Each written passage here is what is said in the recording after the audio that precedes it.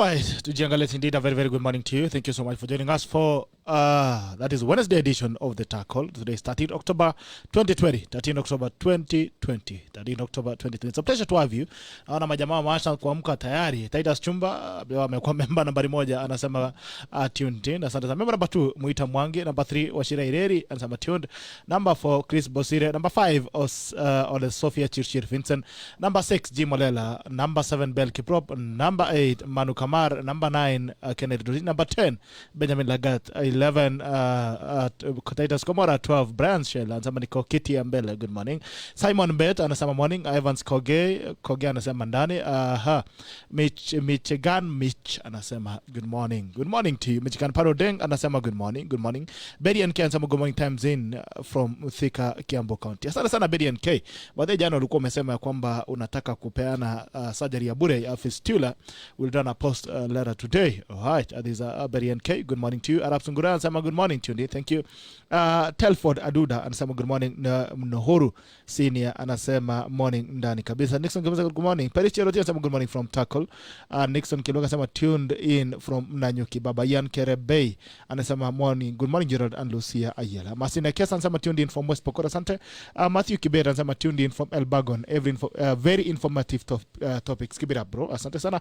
William Mwangi anasema good morning class, tuned in from Embu County. Thank you so much. Naona Dione Junior Queenet anasema good morning from Queenet Eldoret. Nimesongea home of champions salimia the tackle team. Asante sana bana. Dione Junior Queenet. Sandra Belly anasema good morning tacklers. Good morning to you Asha 001. Eric Wanyo anasema good morning team. I'm watching live from Nairobi Westlands. Niko ndani. Salamu ziende Winches and Gloria. Eric Wanyonyi mnasalimiwa Winches and Gloria mnasalimiwa na Eric Wanyonyi all the way from Westlands. Nairobi Westlands anasema yuko ndani kabisa. Onyingo Kefa Wesley anasema Nyama Koroto, Nyamira County, I'm tuned in. Asante sana Kipchumba tuned in from Moiben au Patron 001 Gerald Kibira. Asante sana. Jesse anasema the only show that has made sense. Bitoka asante sana. Dixon Kimuta anasema following Jebakuri Reds watu wa Parklands anasema good morning to GK Clef Kanye anasema watu waamke amsheni watu. GK amsha watu. Nicole Jebichi anasema tuko pamoja asante sana. Kibera Badia Honorable anasema tuko area asante. GK Clef Kanye anasema niamshe Amaru Nostaram Manase. Tafadhali amsha watu. Ya unaona vile G Clef Kanye ameamsha watu. Tafadhali kila mtu amsha watu. Kingia pale please like and share. When you like I get to know that you're watching us, and you only share you give someone else an opportunity to watch the broadcast. Vincent Makori anasema tuned in. Asante. Abdub Signal anasema tuned in from Isholo. Dennis Lagadron anasema tuned in. Timothy Kibrano Koech anasema tuned. And Kibet anasema good morning Gerald, congratulations, you are doing a commendable job. God bless. Thank you. Philemon Kosgei anasema morning. William Aruga anasema Leta Gladys Wanga. Ni jirani women rapapa atatuambia yuko wapi na atakuja lini. Isaac Keki anasema good morning, always a pleasure to be tuned. Loaded look sana. G Clef Kanye anasema Mombasa Road equal lock. Mombasa equal lock. Asante Emmanuel anasema watching live from Nairobi. Good morning. Charles Mbote anasema morning from Juja Kiambu. Gavin Momanyi anasema good morning to you bro. Good morning to you sir. Patrick Muyandi anasema good morning from Kanyama Ranch Machakos, where you can get your smart hydroponics gardens for your kitchen, balcony gardens, organic honey, granola for your early breakfast, and good nyama. By the way, to be inbox, I'll make an order.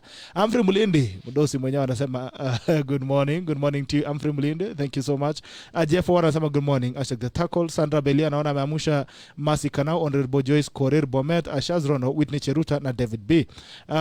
Victor Chirio anasema good morning following from KCB Towers Apaila. Asante sana. Mark Marshall anasema tuned in bro. Asante sana, thank you so much Mark Marshall. Gilbert Kitty anasema tuned in from Tuapa Mombasa. Jeremiah Bosire anasema good morning. Jeremiah Bosire tuned in from Nyarima Nyamira County Assembly. Gilio Fastena Aramakao anasema good morning live and tuned in from Kipchabo on Nandi County. Meli Same Kipkemboi anasema good morning Gerald, tuned in from Nairobi South Sea. Patrick Muyandi anaona ameamsha mheshimiwa William Kabogo Kitau Wangui K watene. Honorable Martin Kimemia, Honorable Florence Kajuju na Wilfred Miyandi. Asante sana. Mkiamushana kama Patrick K Muyandi, hii show itaenda mbali sana. Lagard Victor Kuguna anasema good morning, tuned in from Awendo Police Station. Hey, Wendo Police. Asante sana Lagat Victor. Koech Kipkemboy, Baba Fidel anasema pamoja live from Nakuru. Good morning Gerald, good morning to you. Alphason Kibloga anasema good morning my friend. Kipkorir Kiprono anasema good morning Gerald. Kasi safi. Sante Belena mamsha Alberto Nyakundi amenya. Bwana Pedla Zarato Ketro Spears. Governor Nick Cheria anasema tuned in from Britain. Ameamusha Wangoi Ngirishi. Wangoi Ngirishi. Tata Siri anasema morning team jam nayo. Hey, ni kama wanafunzi ndio wanaletanga traffic jam Nairobi by the way. Tangu wafunguliwe shule traffic jam has been crazy. Now, I can only imagine what will happen when they open the other classes next week. Abdul Singh nasema leta Senator wangu Honorable Fatuma Dulo 011. Takuja kurudi hapa kuwapigia shout out. Meanwhile, shout out meanwhile wacha nikimbie kwa Lucia pale aongeleshe Mungu alafu turudi. Alright, Lucia. Gerald amekataa nini? Gerald amekataa kusoma salamu zangu asubuhi ya leo. Acha maneno bwana, nataka kuleta siasa mapema. Umekataa kuambia Wakenya waheshimiwa, nimewaita waheshimiwa. Ulisema watu wasiitwe waheshimiwa, ndio unataka kuitana waheshimiwa. Si Wakenya ndio waheshimiwa. You know that the employers. Okay. Hao ndio honorable Kenyans. Na sio jana kwani salamu yako imeenda wapi leo? Si I can say that. Si ndo money has been poured. Sio ni bwana. Kuna mtu amekufinya mahali. I think I need to talk to Kibicho and Mushesh. Kuna mtu amekufanyia affirmative action. Bacha tuombe Gerald. Father, in the mighty name of Jesus, we thank you for the gift of life this morning. We bless your name, Jehovah Lord. We ask you for wisdom, Abba Father, that everything we speak might be inspired from you, Jehovah Lord, and that it may be of benefit to us and to our viewers. In the mighty name of Jesus, I pray. Amen. Amen. Asante sana. Thank you so much, Lucia, for that. Sijui leo salamu zako zinaenda. I can see them. Surprisingly. Sijui ni nani amekunyonga wapi, lakini nimekuambia naenda kuona Kibicho. Pole. Pole sana. Fatuma Dulo, acha mtatafuta look for Fatuma Dulo. Kuna mtu anaitisha hapa anasema nataka seneta wake aletwe. Alright. So acha tatafuta Fatuma Dulo. Anasema wanataka Fatuma Dulo 011. Yes. Naona Dennis Kibingo anasema good morning Gerald. Asante bila memsha honorable Franz Bode Tamnyole. Chris Ruta anasema GB mwenyewe tackling from county 029 big up. Memsha Manuel Serem. Kevin Donigan anasema Alaska tuko ndani kabisa iko sawa. Watu wa America bana. Aeroki anasema naamsha Muradhi. Ataka afunge kioski. Abdulaziz Shakura anasema asa tuned in from Meru County. Naona Kipkos Game unasema good morning GB watching from somewhere. Asante sana. Perian Kema amesha Governor Mushendo amesema yuko mia. Governor Mushendo yuko. Baadaye kulikuwa na ajali jana pale Kiambu. Kuna jamaa aliangukiwa na kware. So I think Governor Mushendo yuko pale anajaribu kushughulikia mambo hapa na pale. Mwevo anasema good morning team Tackle. Collins Miso anasema good morning the Tackle. Salamu ni mingi. Nikisema tupige salamu, isho leo itakuwa salamu peke yake. Kabla sijaenda sana John, unajua mgeni wa leo ni nani? Mgeni wa leo ni Daktari Pamela Odhiambo. Huyo ni women rep wa Migori County kwa kina Obado. Unajua tulisikia wanasema wanataka they want to declare Migori County as a nation of its own and Governor Obado as the founding father. So atatuambia Migori kuna nini. Lakini kabla ya hiyo ndapa nafasi aweze kuintroduce pia tuambie yeye ni nani. Niliona kwa profile yake yeye ni pastor, so labda angeweza kutuombea leo, tuambie neno la leo litatoka wapi. Ndio kama tutapeleka mapasta wengi kwa viti inamaanisha tutapunguza madhambi ambayo iko nchi. Mheshimiwa karibu. Salama kabisa bwana Bitok, asante sana kwa kunialika hapa. Na Lucia, I'm blessed to be here. Allow me to greet the great nation of Kenya and its great people. Praise the Lord. Amen. You are a pastor. Amen. I am a pastor. I am a preacher and a teacher of the word of God, and a staunch believer in the salvation or power of Jesus Christ. Okay. So let nobody be surprised that I am born again. Mm-hmm.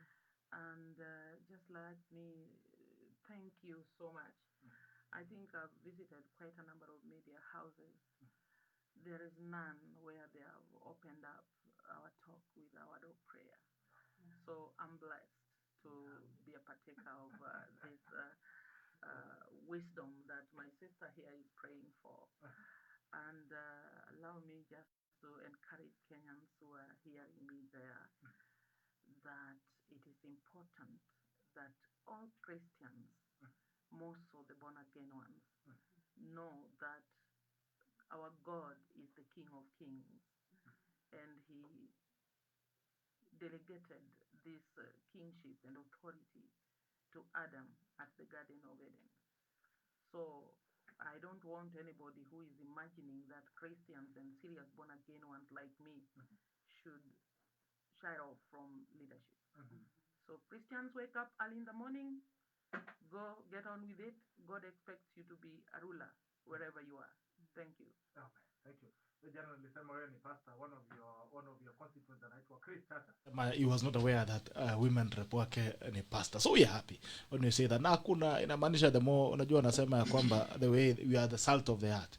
If you want to put the world some flavor, then we need to start by putting the right people in. Wewe sema unataka kubadilisha test ya chakula na unataka kuweka chumvi on the side 1 kilometer away. So maybe we need to get more of you guys. All right. Okay, mimi ni nani? I'm one of those little daughters of God who was born couples of decades ago in a small village called Nyatike to my late beloved parents, Pastor or Reverend as he used to call himself, Sebastian Ochieng, and my mother, Margaret Ochieng. They were great servants of God, and I thank God that they bequeathed this great gift to me and to my other siblings. I was born in a family of about 13 daughters and one son, the eighth born of my family. And I grew up in that village in a very humble background. I think ours was something that somebody would say today would have stopped me from being who I am today, because me and poverty, we were synonymous. I remember walking bare-chested until a very advanced age of my life, because my father was not even able to afford us proper clothing. But one thing he did, which I cherish to date, that he encouraged us to honor God and go to school. And these two sentiments from both my father and my mother, if only you would hear my language or understand my language they talk, allow me to say it the way they would say it, so that somebody would translate it. They would say something like, Nyithinda, wene uru nyasaye, diure school. That is directly translated is leave it to God, go to school whenever there was any issue that was difficult. So I started schooling around 1980. I think I went to the Roma Primary School for one term. The second term, they moved me to Wendo region to live with one of my sisters who was already married. And I went to standard 2.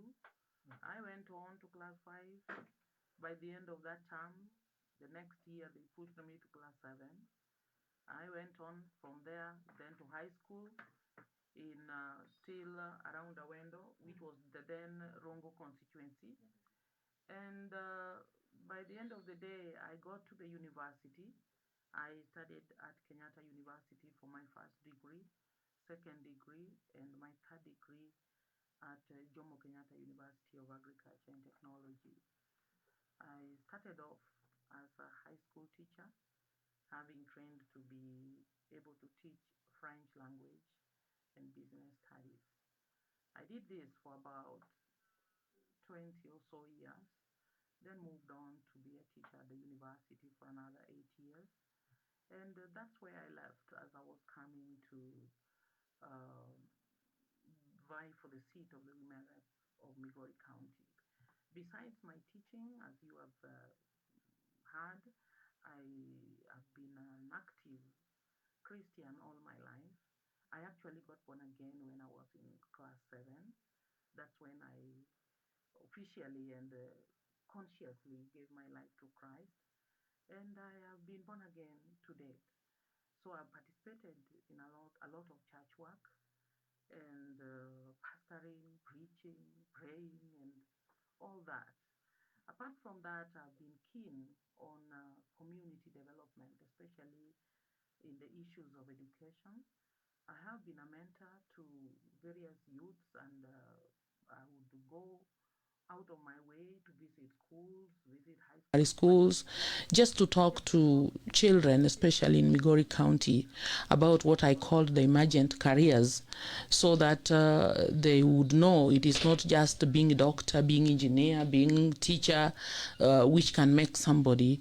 And apart from that, issues of youth and adolescence have been critical to my heart, because I've been sad of late to see many of our young people indulge in early sex, premarital sex, and they get pregnant, some get sick, some go to early marriages, and breaking away from this vicious cycle of poverty has been such a challenge to the youth. So my heart actually goes out for the youth and the young couples. I hate to see marriages breaking, because I believe we can always rekindle the fire. Mm-hmm. Having said that, I would like to note that I am married to one beautiful husband in Kenya, a mother of 11 children. Very important. 7 boys and 4 beautiful girls. Amazing. So I heard from your greetings, quite a number of your audience come from Rift Valley. I want to say Shamge to them. And they are invited. We can exchange some goats. Or what do the Rift Valley people pay for dowry? I don't know what it cows. So I hope my guys here are listening, so that they can play like them. Yes.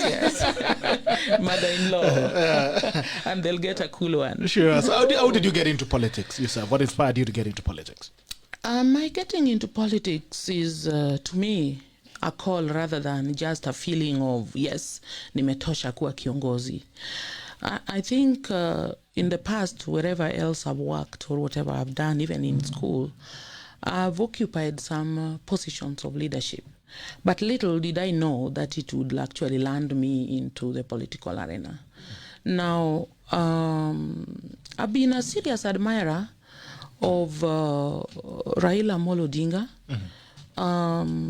He has a level of consistency in his pursuit of what somebody would call social democracy. And while I was younger, I would follow him from a distance. And I would follow what he's doing here and there, of course, through the papers, TVs, and all that kind of thing. But come around 1995 to 96, something happened to me which may not be very significant to people, but I think it quickened a different spirit in me. There was this day I was going to work. Then I was teaching at Highway Boys. And along El Selassie Avenue, there were all sorts of portals then in Nairobi CBD. So along El Selassie Avenue, there was this smartly dressed lady in a cream suit. I was seated in a matatu at the window. And it had rained heavily that night. So these portals were full of water. And this lady was walking, tack, I guess she was going to some office nearby. But then, and matatu, which was in front of us, just pumped into this portal and the water splashed, and it washed this woman right from her head all the way down. And I was like, no, God. I shed tears, actually, on her behalf. And I bowed my head and I said, God, when will you ever raise a Nehemiah to rebuild the walls of Kenya and Nairobi in particular? From that day henceforth, there was this strong urge always in me to pray for my country and the leaders of my country. So I continued, and God kept showing me very many things which I may not share here because it would be a long story. But then the turning point for me was around 2013, towards the end, or early 2014, soon after the election of our current president, Uhuru Kenyatta, and his deputy, William Ruto. There was this particular day that there was a conversation in the TV in the evening, and I had just come from work. So I walked in and I asked one of my children, could you put for me news? I want to hear what Kenya is saying. And the anchor announced that there would be one of very special guests who was to talk about some issues to do with corruption. Around that time, His Excellency Raila Odhiambo had just complained about the issues of Chicken Gate, those deals that sometimes people don't want to talk about so much in government, the Anglo-leasing and all that. And so this particular special guest was brought. I was standing there watching. And the man of God spoke very well. He spoke very many good things. Allow me not to mention names. But then at some stage he made this statement, which I don't know why it hit me that hard that day. But this is what he said. He said, Raila has always also bothered Kenyans every now and again complaining about poverty. But where are those poor people when others are making wealth? And I don't know, but that question somehow offended me, because what I expected from this prominent leader was to actually take seriously the issue of eradicating poverty in our land. We had just amalgamated this constitution, which devolved power, devolved resources to the grassroots. And I thought I was optimistic to have them go around in Murang'a and see these Jiga-ridden people, and go to Mandera and go to Migori, where I come from, down to the coast, and just deal with poverty. So when he was asking where the poor people are when others are making wealth, I don't know, Bitok, but it hit me like a thunderbolt. And that was the end of my listening. I don't know what else he said after me, but I ran into my upstairs, into my bedroom, past the bedroom, into some balcony I have there. And know what? The way I was, I just lay down on my belly, and I started crying there bitterly to God. And I was asking God, for how long are our people going to live like this? I hoped these are people you have chosen who can alleviate poverty, and they are strong and young enough. God, for how long? It was a long prayer, because the whole night I prayed there, I never slept. At some stage, those who are spiritual would understand what I'm about to say. I felt that that burden was lifted from me, and I felt lighter and happy. Actually, I laughed where I was lying. And when I looked at my watch, it was about 5:30 in the morning. So some debate started. And now, do you go to work? Do you go to sleep? Then some judge said, if you go to sleep now, you'll oversleep. Go to work and come and rest later. So I lifted myself, I went to my bathroom, and I removed my clothes. I was bathing. In this moment when the water poured on me, a voice spoke to me and was asking me, Pamela, whom shall I send? And the righteous are afraid. And I thought I was going crazy because it was such a loud voice. I looked around me, I thought, something is not right. So this voice spoke a second time. I opened the door of my jacuzzi to see who was around. There was none. And the voice spoke a third time. And something tapped me like, don't you realize God is talking to you? I said, God talking to me when I'm naked in the bathroom? Must be a crazy God. How is this? So I said, why would God talk to me when I'm naked? And God, if it is you talking to me, I was not praying so that you send me. I was praying because you have put people in authority, and you have the power to change them, to have them do the right thing. That is what my petition is all about. Then this voice spoke a fourth time and said, Pamela, you are crying to me. Whom shall I send? And the righteous are afraid. I said, God, could you be telling me what you told Isaiah? Let your will be done. But God, I'm also afraid. And I made a long list of things that made me afraid. I worshipped God and thanked him for every good thing that he has done, because from that poor background to where I was now, driving my own Prado car, which I bought with my own money, living in my own house with a jacuzzi. I thought God had actually done me well. In a jacuzzi. You know? That is underlinable. And I'm telling you, I told God, I'm also afraid. Because I'm afraid to lie. God, I'm afraid to steal. God, I'm afraid to... You know, in Kenya, I'm told when you are a beautiful girl like me, and these young men around, or the old men, they feel like you, for you to make any sense, you must be... I don't want to say that, now that I'm born again. I told God. So by the end of the day, God told me, go, I will be with you. It is at that point that I started considering going into the political arena. And a word of God came to me and said, whenever God wants to change a nation, he would go for a woman. Whenever God wanted to change any nation, he would go for some youth or for some child to be born. And this informed my decision to go to MIGORI County and start off from the women rep sheet, where I wanted to get direct hold of the youth and the women and possibly the children, more so the vulnerable. So I think in a nutshell, this explains how I got into politics. And that's Pamela how was sent. I walked to the various significant others, including my party leader, and told him, you know, I'm considering going to MIGORI in 2017, and I'm going to take the women rep seat. And the rest is now history. If you want more details about this, maybe we'll ask Baba. We'll ask Baba. Yes. But anyway, so the thing is, baada ya Daktari Pamela kutumwa, you honored the call. Yes, I did. All right. 4 years down the line, or Yes. 3 years down the line, About do you feel you've done justice to that calling? Exactly.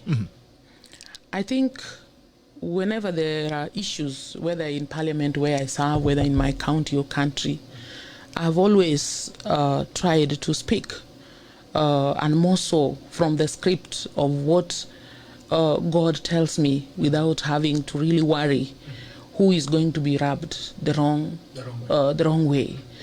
I've tried to do the work, like I believe so much in what I call transformational leadership. So I've tried to transform my people, the youth and the women. First, I have had to work very hard to organize various fora for civic education, and the target here is their mindset. There is a way that these days I'm sad that young girls and young men would drop out of school because they claim they are poor. But me, it was this poverty which kept pushing me to go and go and go, because I really wanted to change the status quo. And I thank God he has helped me to change it. What are some of the things that you... I have initiated projects aimed at changing the living standards of my people, the women, the youth, and persons with a disability. In my office, I have some funds. I have indiscriminately given these funds to groups to be able to start their own businesses or manage their own businesses and bring food on their table. In fact, the latest I did between 1st and around 6th of September, which I felt compelled as a mitigation against the COVID-19 effects on people's small businesses. In fact, in the rural where I come from, I don't want to call them small businesses. They are micro enterprises or micro businesses, because you find a woman going to the lake there to get just a small trough of omena, and she is also in business. One buys 2 packets of unga and they're making some mandazi. She is also in business. And these are the kind of businesses that we are dealing with in the county there. So I have done that. I've given bursaries to students. Like now the call is on for students to go to school. I know I'm about to go to MIGORI to release some checks, at least to facilitate the children to go back to school, those who will get. It is a very limited amount of money, but I give it all. I have 11 children, but I pay their fees as I give these bursaries to other needy children who are not privileged like mine. I've initiated agribusiness activities and horticultural farming. I have given groups of youths greenhouses to do tomatoes, to do vegetables and other small cash crops that can be, the turnover is a little higher, and this is going on. I'm doing projects of value addition, like I have 2 or 3 groups already doing probiotic yogurt, Rongo dairy farmers, Rays of Hope in Uriri, and Sona East Women Circle and all those. So I'm working with these groups and just pushing them. The Nyakodero women group in Rongo are doing peanut butter jam, and already we have branded this. It is in the supermarkets. I think we've done a lot. We have trained young people, especially the Boda Boda team. Before I took over this office in Migori County, you know, Migori was very rowdy. All the time, these young people are fighting in funerals. And I managed to get them in small groups and talk to them out of this violence. And I was asking them, when somebody is coming to hire you to go and make noise or fight for them in a funeral, I would wish that you go to this funeral when their firstborn son or firstborn daughter is leading the delegation, because when you are killed there, and we have also gone to bury somebody else, so how many losses? And remember, you are a father to some young child in class 1, class 3. Now your children are making noise in class 1, you are also making noise by the roadside. and this kind of conversation has gone a long way in shaping the behavior of these young men. I went out of my way to give them money also to buy their own motorbikes. I gave them licenses, and right now they are such an organized team. I'm so happy. And I've trained some of them to make bricks, what I call eco bricks, in my pursuit to preserve and conserve the environment. I have introduced the making of eco bricks in Migori County, and these young people are making these bricks, which again my office would be ready to be the first buyer to build some houses for some vulnerable old women. We have bought iron sheets for them. Now we are making the bricks. As I sit here today, these young people have made, one of these groups that we have trained, have made about 6,000 of these bricks. These bricks are not burnt like the rest. They are just compressed, and it is much cheaper and much stronger.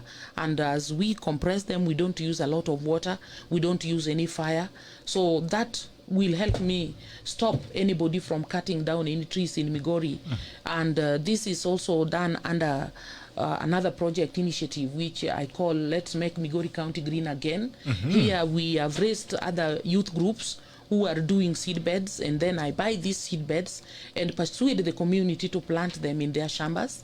So we are doing all those kind of things, and I believe by the end of my tenure, Migori County is going to be transformed. Like what I was telling you about the youth and their businesses. Last month, I released about 12.8 million in the economy of Migori. And I think this is what I'm all about, and many others. Makofi kwa hiyo. Asante sana.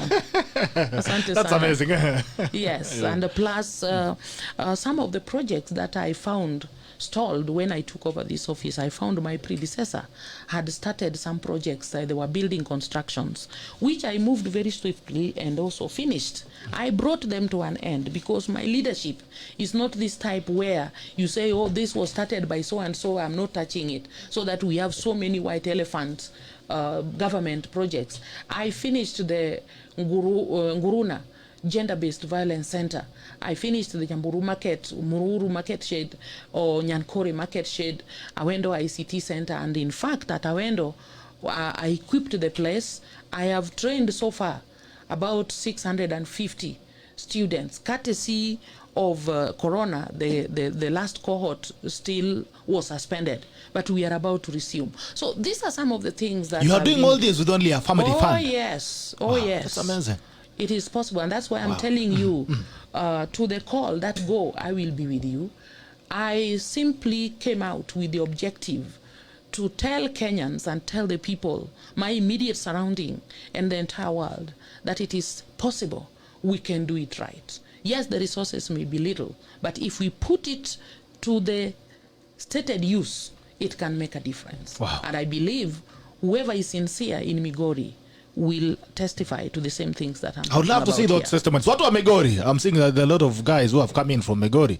Jamaa amesema hapa salimia my women rep. Asema Vijesta select. Asema good morning, Bitok, read for me my women rep. But why is it long? There isn't activity of late. But we thank for the July awareness of Corona. It really helped me a lot. Hold it there. Hold it there. Hold it there. That person must not be living in Migori. Of late, even after I left on the 9th, I got sick actually and was admitted in hospital. But let me tell you what has been happening in Migori.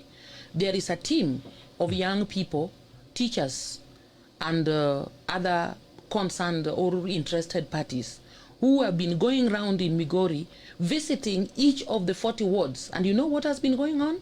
The girl child and the boy child mentorship under the leadership of a program that we call Linda Kesho.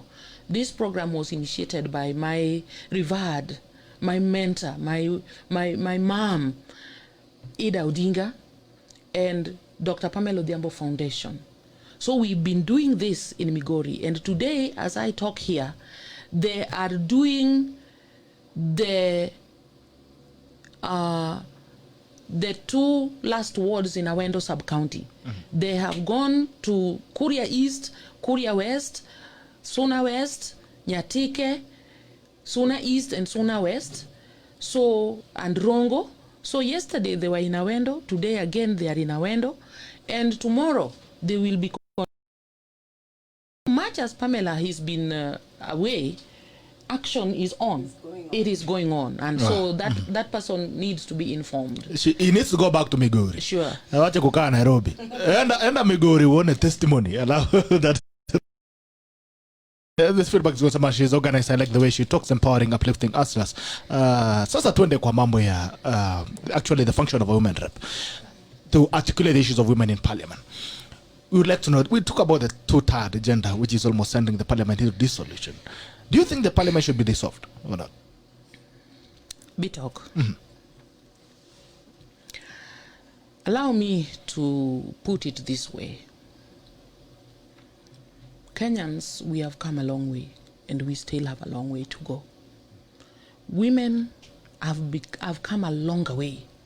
Right from the time Mau Mau war was going on, that brought us what we now call independence and freedom.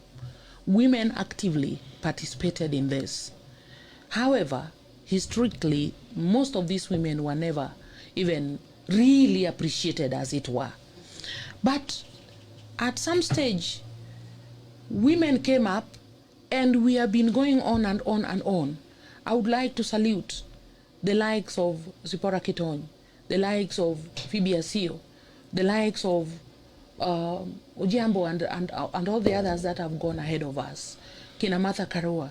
These women have done us proud, and they made steps upon steps, and all the other well-wishers, and we have seen women in positions of leadership increase, not only in politics. As I talk here today, you know we have quite a number of women who are CEOs, including ministers. And I think that is a fact. However, it still remains that we still have a long way to go. So the case of the 2/3 gender role, it has been a toil for us. Like I remember at some stage, the other day I saw my brother Mbadi talk passionately about the Duale bill, which according to him was defeated because the women were not in parliament. I want to state here that personally and other women, we were in parliament. And much as some of our colleagues were not there, I don't think the way we are in that parliament, even if we were there, all of us, and the male were not there, then still we would have lacked that threshold. So I also want to put it to Kenyans that many other bills and many other motions have been supported and passed with just very few people. So that, according to me, it is an excuse that the women were not there. That's why that bill was defeated. I don't think that's the reality. The reality is there is just no goodwill. However, the concept of dissolving the parliament, to me, at this juncture, when we all acknowledge that there are more serious heartaches in this country that we really need to pay attention to, the timing of this call for dissolution may be something that Kenyans need to think about. The budget that may come with it, even for us to go back and look for the vote in about 2 years remaining to the general election, I don't know. There are very many questions that may need to be asked. However, if you would ask me this way, Bitok, this is what I want to say to Kenyans and especially to fellow women out there. I think these are all key learning points. Women, we can make it. And I want to state categorically that we are sitting here today, Lucia, with a recently released report of even Census 2019, which is still saying that women are even more than men in this country. So women, let's tighten our skirts, wake up, and when we go to the election, elect fellow women. It is possible. We can do it. Yeah.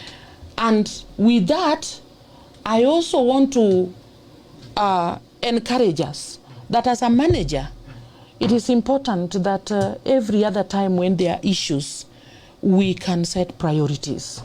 Today, to me, I think the most serious priority that I would propose, how do we get Kenyans back onto their economic track? To me, this is significant. That's what you think is very significant now. Yes. Now, on the two agenda bill, and you've rightly mentioned that women can actually elect fellow women if they choose to, because in a democratic space, people make decisions in the parliament.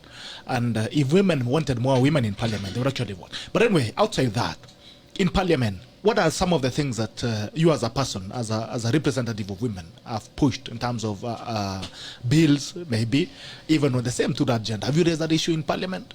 Outside parliament? Have you raised it? Yes, we've raised many issues. Like I think one of the issues on the TUTAD. Yes. On the TUTAD, yeah, we have been raising it every now and again. You know, in parliament, when somebody has brought a bill and you have the same interest, the best you can do is to adjoin yourself to it. You don't have to come up with a new one. But we have said this 2/3 gender rule needs to be observed. What we have done, especially with the flopping of these bills that are discussed in parliament, we have pushed also, together with Kenya Women and all that, that there be amendment to the parties Act, Political Parties Act. For them to appoint more women. So that let there be a deliberate move, even from the party level, to try and see if this election, instead of waiting for women just to be nominated after the elections, the political parties can decide then, for example, in Migori, where we have, say, 40 wards, and 8 sub-counties. Why not have like about half of these wards, the party just make a deliberate effort to push in women there? And maybe 4 or 3 of these constituencies, the party makes a deliberate effort. I think the Kenyans must agree to make a very conscious, deliberate effort to use the various levels. Because let me tell you, Bitok, it is one thing to nominate. It is another to elect. Because you see, in nomination, for example, the executive would exercise that power and authority vested in them by the people. But again, where the people now directly decide to exercise their own power, it may be very difficult for you, even if you are there, to force them to do this and this. So we are trying this other approach, to look at it from the party perspective, because Kenyan politics is dominantly party. You know, there are various parties, the dominant parties, the small parties. So I think what is not clear to me, Bitok, if you may allow me to say is Kenyans are out there. We have seen women leaders. One of them is talking to you today. All we need to do is to be courageous enough to overcome certain cultural obstacles that is standing between us and our capable leaders who are wearing skirts and not trousers. You know, of course, these days we can also wear trousers, but you see, yeah. So I'm thinking we can approach this thing from even a lower level as we grow up.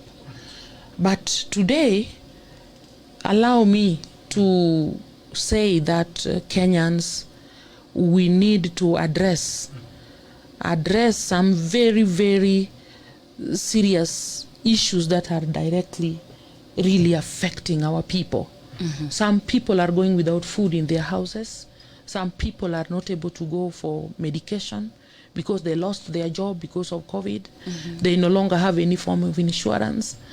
Our young men from the universities and young women have no hope because they don't see a future where they can exercise the skills that they have acquired in our training institutions. So I think it is high time we prioritized what it is that we can deal with as Kenyans now and what we can push a little ahead.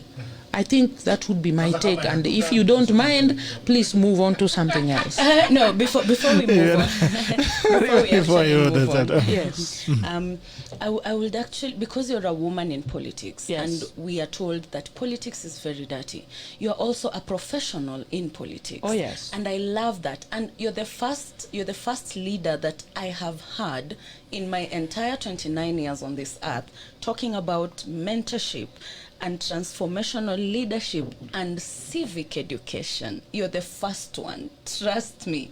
And you sit here and a narrative is being pushed that women are the enemy of women. But you've been here for 30 minutes and I'm like, oh my God, I love this woman, you know, because you're speaking my language. What are some of the challenges that you have faced as a woman in politics and as a professional in politics? Because a lot of professionals will go like, I don't want to ruin my good name by getting into politics because I'm going to be dragged through the mud. Thank you. First, allow me to say that I don't agree with the theory that politics is a dirty game. Yeah. I think the people are dirty in their mind and heart. And so when somebody decides to do dirty things, that does not make the game dirty. I am saying this with all the courage because I used to be a player. If you can see, I used to be a runner. Before I messed up myself with this idea of getting babies. I used to be a runner, and I used to be a serious ball player. Now, in rugby or in basketball, sometimes you are said, hit low and hard. You know, you hit your opponent in a manner that the referee does not see you. You know, that is something in your heart, but you can still manipulate and score the ball without having really to hit your opponent. That is also possible. So I want to say that Kenyans, we get some evil rhetoric, and we engrave it, that we embrace it, and we make it part of us. Just like I've said, the challenges we have gotten as professionals, for example, in this country, if only our professionals would stand up and inform the decisions that our political leaders make, then we would be good to go. Yeah. For example, right now, allow me to cite a very good example. We have our president, but something sinister came called COVID-19. The president acknowledged that he has no idea about this thing, and he allowed the medical fraternity to inform what is happening in the country and what we should do and what we should not do. And so even in this so-called politics, I am a professional, and I've been urging my fellow professionals that let's stand up and try to inform our government with genuine statistics, genuine researched decisions and solutions to our problems. And that's why, allow me to preempt, because sooner or later I might be the governor of MIGORI County. Amen. And I want all my professionals to fall back and invest in that county. I'm not afraid of them because I know what they are capable of doing. And this is where we err, because the professionals, the people who know, have feared and they have decided to coil their tail. On the other hand, there are the theory that women are enemies of themselves. Of each other, yeah. I also don't believe in it. Me too. I've just praised a number of women that I admire in this country. And I think even if it were not for their age, which may now incapacitate some of them, somebody like Phoebe Asio, if she stood for anything today, I would still vote her in. You know? And what is the problem? The problem is that Kenyans, sometimes we are too emotional. And sometimes we are also very forgetful. And gullible. The women, the male come up with this narrative that, oh, you know, she's a fellow woman, she will be proud, she will be jealous, you know. So they manipulate us and make us to play into their hands. And that's why I'm telling the women, wake up and realize that you are a woman. Don't just look at a fellow woman and think that, you know, the male figure in Kenya is very interesting.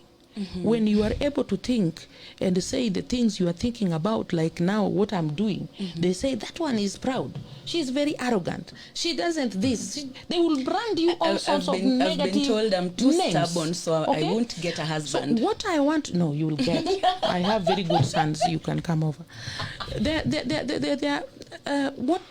are the small tricks that the women need to stop allowing the opposite sex to play big on us. For example, you know, I'm telling the young girls that you must be shown who to marry you. No, you have the capacity to choose. Yeah. There is a way animals merge.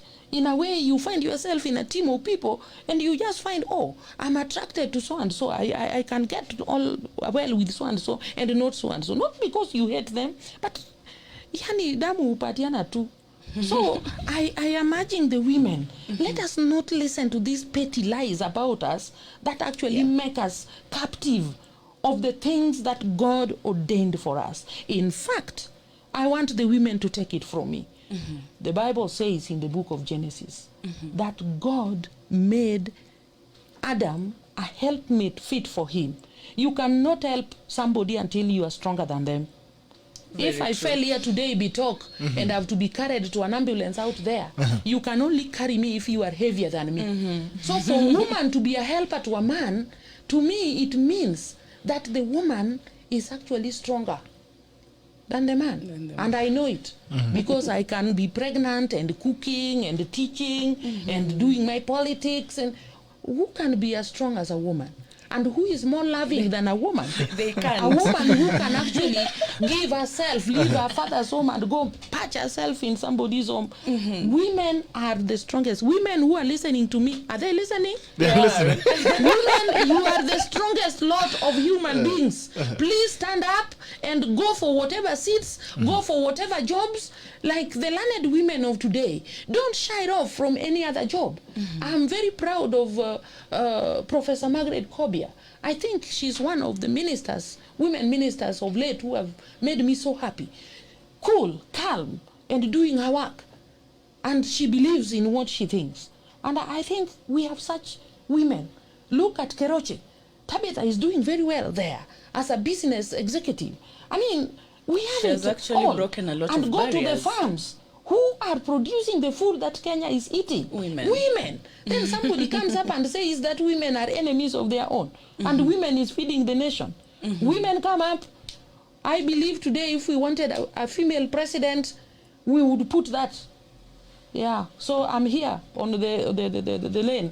I'm waiting. I'm waiting for Tinga to finish. I'm waiting for Tinga to finish. When he finishes, I get in. You land there. Oh, yes. You land there. Oh, yes. No, I always say that, you know, there's a story I was told that women were so powerful in a land, you know, in the distant past, and women and men saw the power that the women had, and they decided to make all of them pregnant at the same time so that they could could usurp the power.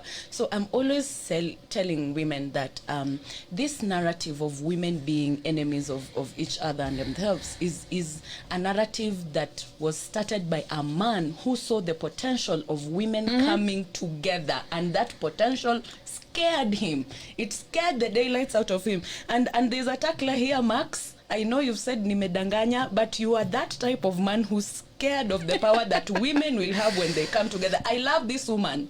I love her. I love her thought process, and I love her character because she's a strong woman who stands for what she believes in. So, Max, kaka tu hapo, wengoja tunakuja.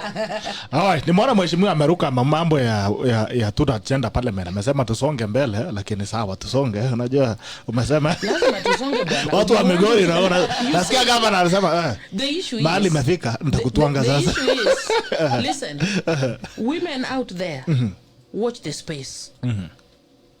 I want to see women come out seriously in 2022 and elect fellow women.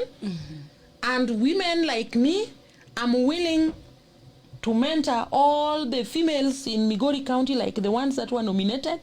I've been asking them, even if I open to you some of the platforms where we are together, I'm asking them, guys, ladies who are now ready to go for single constituency seats, who are now able to, I want to know who among them is willing, and I'll support that woman, for real, for free. Tuanza na Lucia. Alright, haya tukisonga na poja tuende mambo ya kwenu Migori. By the way, unajua ulisema unangoja Tinga amalize, lakini ningefurahia kama ungeanza kama Tinga baada yako, so that we can balance the equation. But what's happening in Migori? Why do you guys want to impeach your governor? There's nothing happening in Migori, brother. What about the impeachment that has been going around from the party? Remember, I told you here that my greatest concern, we better talk about issues that are affecting Atieno and Akoth and Wanjiku down there in Migori. The impeachment thing, I think it is clear. The stakeholders of Migori County and that all that has been happening. A lot has been said, a lot has been done. And each party has done what they thought was right. For example, the Anti-Corruption Authority, the police and the law enforcement wing of Kenya did what they thought was right, or what they think is right for the situation that they found out in Migori County. Of course, the party has got rules and regulations that govern them as to what they can pronounce themselves on or not, and that they have done. Constitutionally, I want to remind us that it is the MCAs who have the sole constitutional mandate to impeach a governor. So now, to me, this debate of impeachment, I also want to lay it to rest, because I think there are more serious pressing issues affecting my people. Like now, those businesses that I'm talking about, if I have something that I can say about them, I think I would be glad to say that. We have this tendency of zeroing in discussing personalities and people, things that are just happening to one individual, and forgetting the larger mass. So I'm telling you, there is nothing happening in Migori. Migori is peaceful. People are going about their businesses. Many calls I get here, parents are worried about how their children can go back to school. And that's why I talked about the bursary that I'm about to go and release. So some of these trivial issues, the stakeholders are handling it. So I think Migori is fine. Even you, if you want to come and visit Migori, don't think that you will meet anything serious. There is nothing serious. It is unfortunate that at some stage my MCAs went physical, and in fact I'm very sad that one of my women nominated MCAs got her hand broken. That is very unfortunate. But this discussion, I don't think it is worth the while.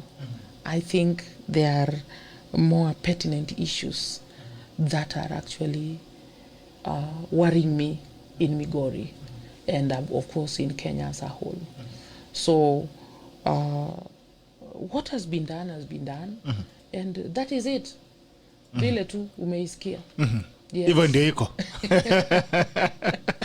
I wonder what is trivial and what is not, because when there are issues in account, it affects service delivery. So I don't know how trivial that can get, because anything that affects service delivery is not trivial. Bitok, Bwana asifiwe. Hallelujah. You know what is in my constitution? I see one here. Yeah, she has a constitution. That in the event that the governor is not able to discharge their duty, the deputy governor should step Takes in. over. We have a deputy governor in Migori County. There are CECs in every department. And I think I have not been told that they are not able to discharge their duties. Yeah, so services are going on. That's why I'm even telling you that I went there and gave checks. I also am going there again to give bursaries. How come this is not affecting my service delivery? Why is it affecting others? I think let the parties that are handling it handle it. All right. Yeah. Otherwise, be rest assured, Migori is on. Migori iko sawa. Yes. All right. Umesikia wanasema Migori iko sawa, mambo ya impeachment na nini ni mambo madogo madogo ambayo itasukumwa na wale ambao wanahusika. Twende kwa magazeti. The Standard on the headline says the big humble talks about the schools. You sit in the education committee. Do you think we are ready to go back to school? Yes, we are ready to go back to school. I think we are ready to go back to school. Bitok, the starting point is our schools were disrupted just like any other sector of the economy. And it is unfortunate. Now that this thing happened without a warning and it stopped, whoever was maybe cooking ugali just stopped there. Whoever was in the restaurant, when they said no more restaurant, they just stopped like that. And whoever was in schools, we just stopped like that. I think it is fine that we can try going back to school. I know there are those theories and thoughts that the academic year was disrupted. But I think what the ministry has said and what I think as a teacher should happen is that we simply pick it up from where we left, so that we don't have to waste all this time because, yes, the academic year was disrupted. Allow me at this juncture also to tell Kenyans that as far as COVID-19 has been concerned, considering the damage and havoc it has wreaked in other parts of the world, I think I do not want to go away without quickening Kenyans' minds and hearts to know that there has been a grace over us, some divine favor from God. I know there are families who have lost their loved ones courtesy of the COVID period, and we were also told by the doctors there was some underlying condition even before the COVID set in. I say pole to these families. I say pole to the businesses that have been disrupted. But we should be able to know that actually what has happened to us, considering our population, considering the number of cases we registered, considering the number of people we lost, I want to declare there has been a divine favor of God upon Kenya and upon Africa as a whole. And with that, I think I want to encourage us to just go back and see what happens.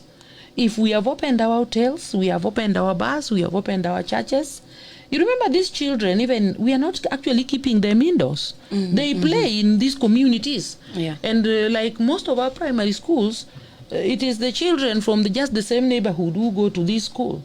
So I think it is okay, Kenyans, let's be courageous. I know it is difficult. I know it is worrying. But I think let's take a step of faith and allow our children to go back to school and pick it from where they have left. I think everybody is doing that. The president is doing that. As the parliamentarians, we are doing that. The mama in the shoko is doing that. So let's just pick it up. We have this October, November, December. I believe the teachers will be able to cover something. The only thing is that we still need to take a precaution so that we try to have social distancing happen. I am on record, as I have been going around Migori County, I was challenging my teachers. I told them, especially the teachers, I was telling them, you are my CEOs in the school. Don't abandon the schools. You must at least make a technical appearance there and make sure that things are in order in the school. We will still need these schools. So, just like we are struggling to revive every sector of our economy, I think it is in order that we should take the courage to trust that the God who has kept us will also keep us as we struggle by what we can humanly manage to do that which it takes to make our children safe at school. I think that's what I would want to say. Yes, I think we should take courage and go to school. All right. I think also on same things on schools, we are dealing with children, and this is an issue more of strategy than more. But I mean, we need to think outside that as well. That if we are releasing children into the schools, then we really have to be ready to say we want them back in school. When you look at the facilities, because I was seeing some schools were complaining that they have not even received any support from government. Some teachers I saw in the news today were saying that they've only received soap. In schools that don't have water. You talk about also social distancing, infrastructural issues. Do you feel we are really prepared to send back? Not an issue of let's go back to school, okay, but strategically. That issue of preparedness, I know, has been a debate that has gone on and on. And let me tell you, Bitok, why I think we should talk and behave very differently. As part of my COVID response again in MIGORI, this is what I did, and I'm still willing to do, should God give me resources. I looked around MIGORI schools, and as a leader and as a mother, I saw a glaring need. What was the very first call when COVID happened? Wash your hands over running water regularly with soap, okay? Sanitize and all those kind of things. So what did I do? I got some money and I acquired small tanks, which I distributed to various public places in MIGORI County. For the schools in particular, I gave 5,000 to 10,000 water tanks, liters water tanks. My main motive of doing this was simply to have water, at least some water stored in our schools.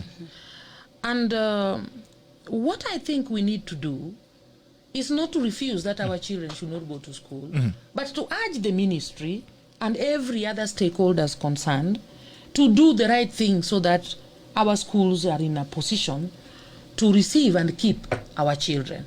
Because tell me, even if we cried and refused, are we saying we are going to completely stop the schooling in Kenya because COVID happened?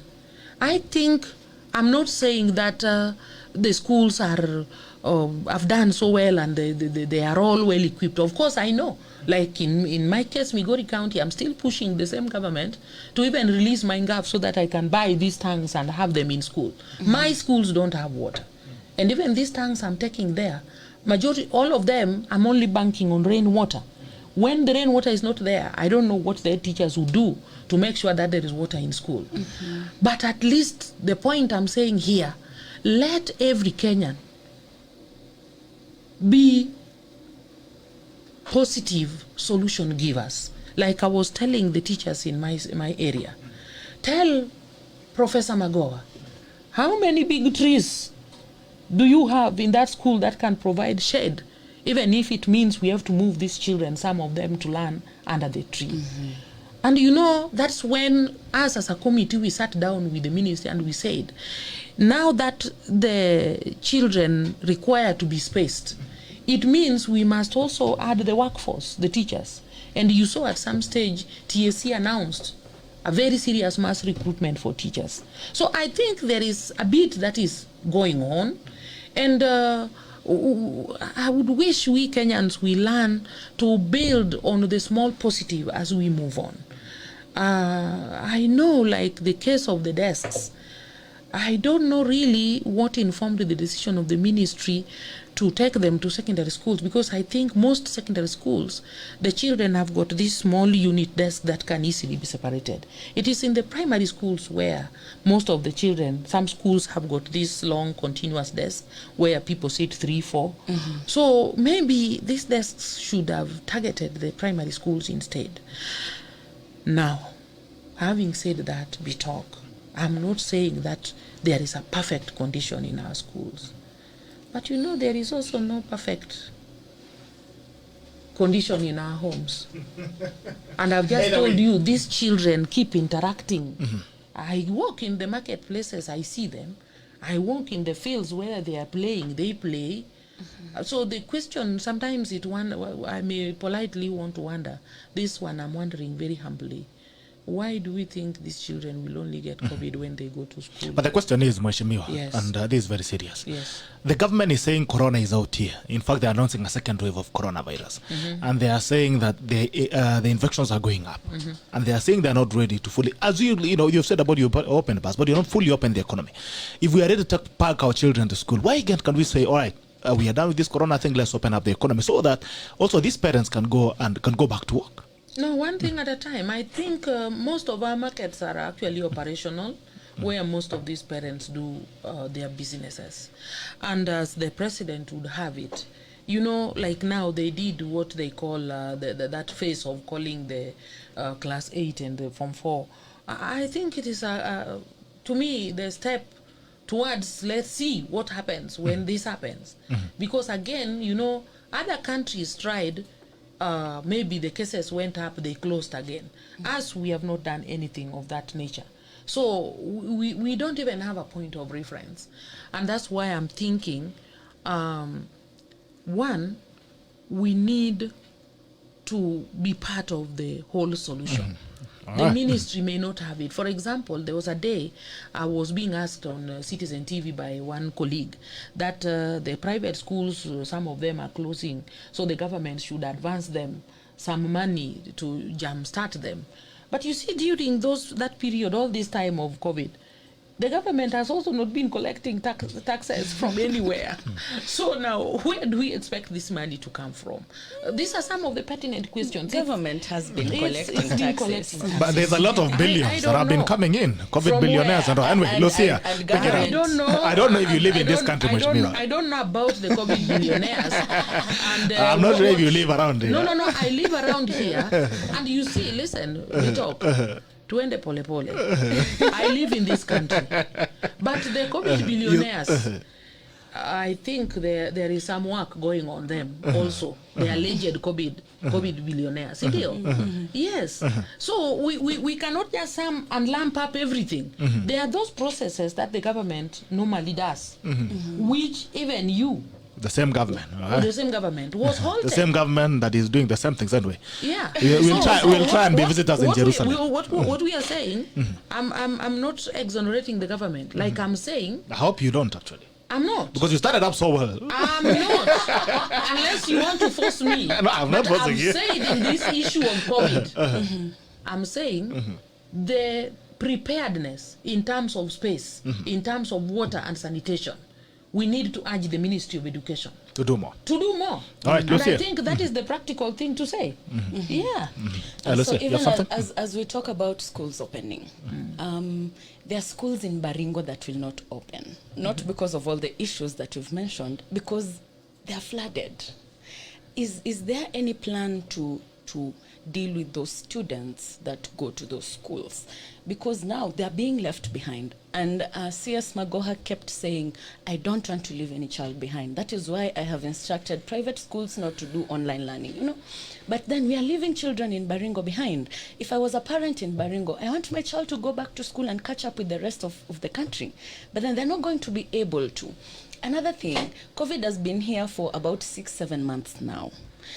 In Rwanda, during that period, when they decided kids might go back to school and we'll need to space them, they decided to build more classes. Why haven't we borrowed such a leaf? Because we barely have classrooms in some counties. Why isn't that in the plan? We've rather focused on desks, for children who don't have classrooms, just the same way Jubilee promised laptops for kids who don't have classrooms and have never seen electricity. Are our priorities misplaced when it comes to the education sector? Well done, Lucia. Good questions. I wish you asked this question to our Minister for Education. Do you have his number? And I would love to call him. Because I have told you, as a committee of education, our role majorly is oversight. And all these things that you are talking about, we have actually discussed them at a committee level. So even when we were doing the budget for this year, we took cognizance of the fact that COVID has happened and it may need extra interventions. We discussed it and recommended things to be done as a committee. And so when we are talking about the issue of infrastructure, I have a list here in my phone here that was sent to me of schools that we were told as a committee have received money for infrastructure. So I am aware that this is what the minister has done, and that's why I'm saying it appears like it has been done, but done late, when it should have been done earlier. Earlier, okay. Now, the reasons why it was not done earlier, please allow me to be me. I don't know. I don't know. But meanwhile, even as we talk about those things, you mentioned floods. And again here, I think I'm on record in the past. There have been areas in Kenya which periodically in cycles every year, we have some natural phenomenon that causes difficulties in life there. Yeah. Now, what have I been on record saying? I have been on record saying that instead of waiting for the disaster to occur, so that we have disaster management fund and team, we should use this fund to mitigate earlier for these disasters. For example, you are talking about Baringo, but like I come from another flood-prone area. I was born in Nyatike sub-county, which is bordering Lake Victoria. And I think you know what has been happening in the water levels in Nyatike. Lake Victoria have been rising also. The whole of last year, and even part of 2019, 2019, all the way to early and around May or so this year, there was such flooding in Nyatike that actually those people never planted anything, they never harvested anything. So what am I saying? Apart from the COVID, there is danger. At some stage, we got some small food to give them, which has since ended, but they have not harvested again. So danger is on. That's why I'm saying sometimes we forget very fast. What I have always advocated for, and I would want to advocate if the government of Kenya will allow me, some of these schools which are planted in flood-prone areas, it is high time when we made a grand strategy simply to permanently move them from there and move the children, or do dikes or something that can avert these floods permanently, so that not every year we are here discussing the same question. I wouldn't be surprised if next year you call me again and you're asking me about these Baringo floods and the children. So that's why I'm saying it is high time Kenyans, we stopped just talking about things for the sake of talking, but talking with a serious resolve to do something permanent about it. Like these same floods, they are causing havoc now, isn't it? Tomorrow, these floods will be no more, and it will be heat Drought causing and problem famine. in Baringo. Yeah. Have we thought as a nation that we can have even some biggest underground dams that can ever be erected in the world to host this water, to use them in the same Baringo when there will be need for water? These are the issues. So, when we are talking about Northeastern, we have always been told of this sun dryness causing animals to die and blah, blah, blah. Have we ever thought as a nation that we raise some mega billion solar panel that can be turned into energy? You know, I'm thinking of a Kenya I'm dreaming of a Kenya where we will stop talking of things just because they have happened and we are always on the defensive and the response. I would want a proactive Kenya where we can do things that can mitigate, especially already known calamities, like the case of floods, the case of the drought, the case of those things that we are talking about. Now I want to challenge you. Yes, challenge me. Because we as Kenyans think of these things. And we elect you leaders to go represent those thoughts. And you've spoken really well. You sit in parliament. Yes. I'm sure these are things you might have raised before. I have. We have a disaster management agency. We have a parastatal under the Ministry of Water and Irrigation to take care of flooding, you know. But then that institution gets flooded every time it rains in Nairobi. The institution itself is flooded. You know, the irony of it.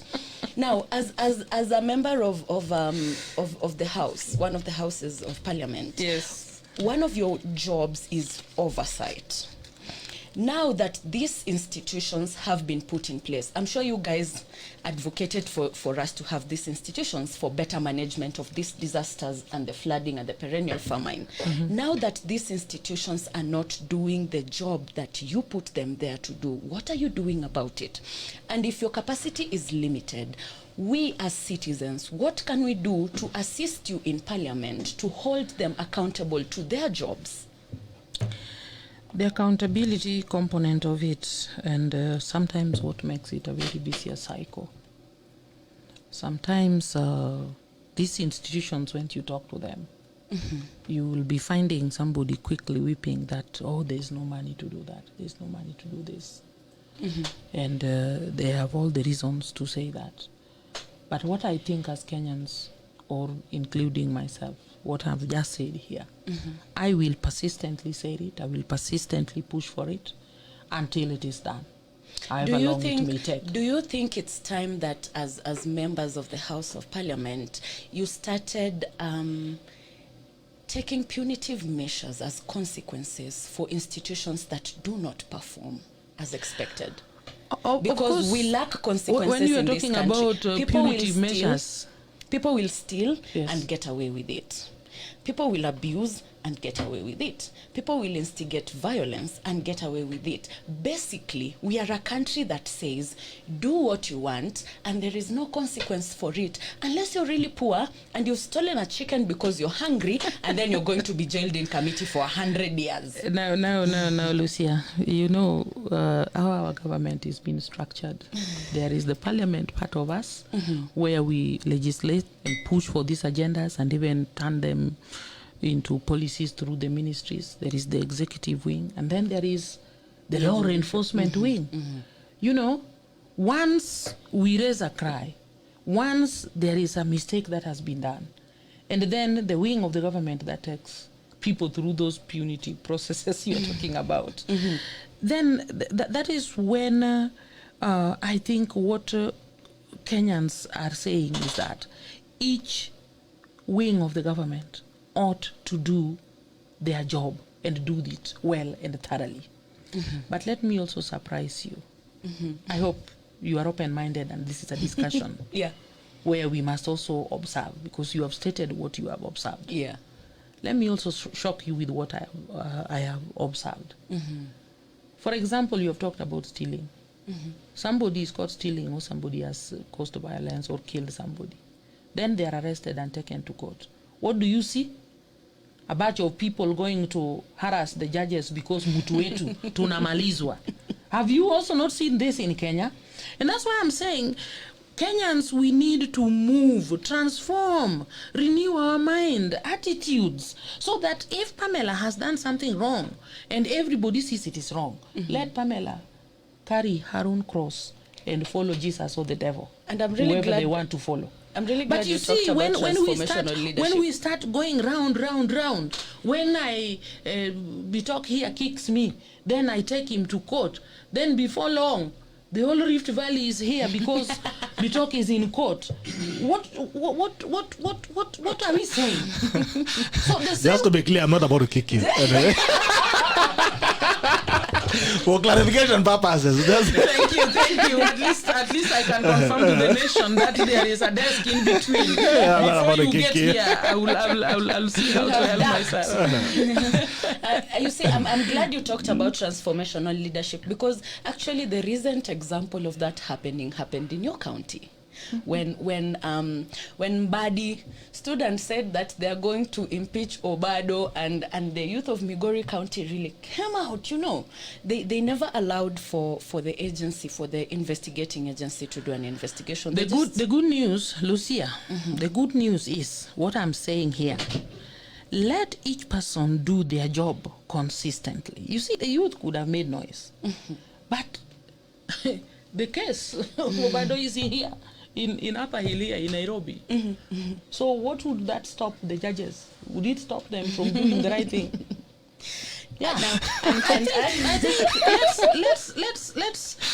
let's have a seriousness of each one of us.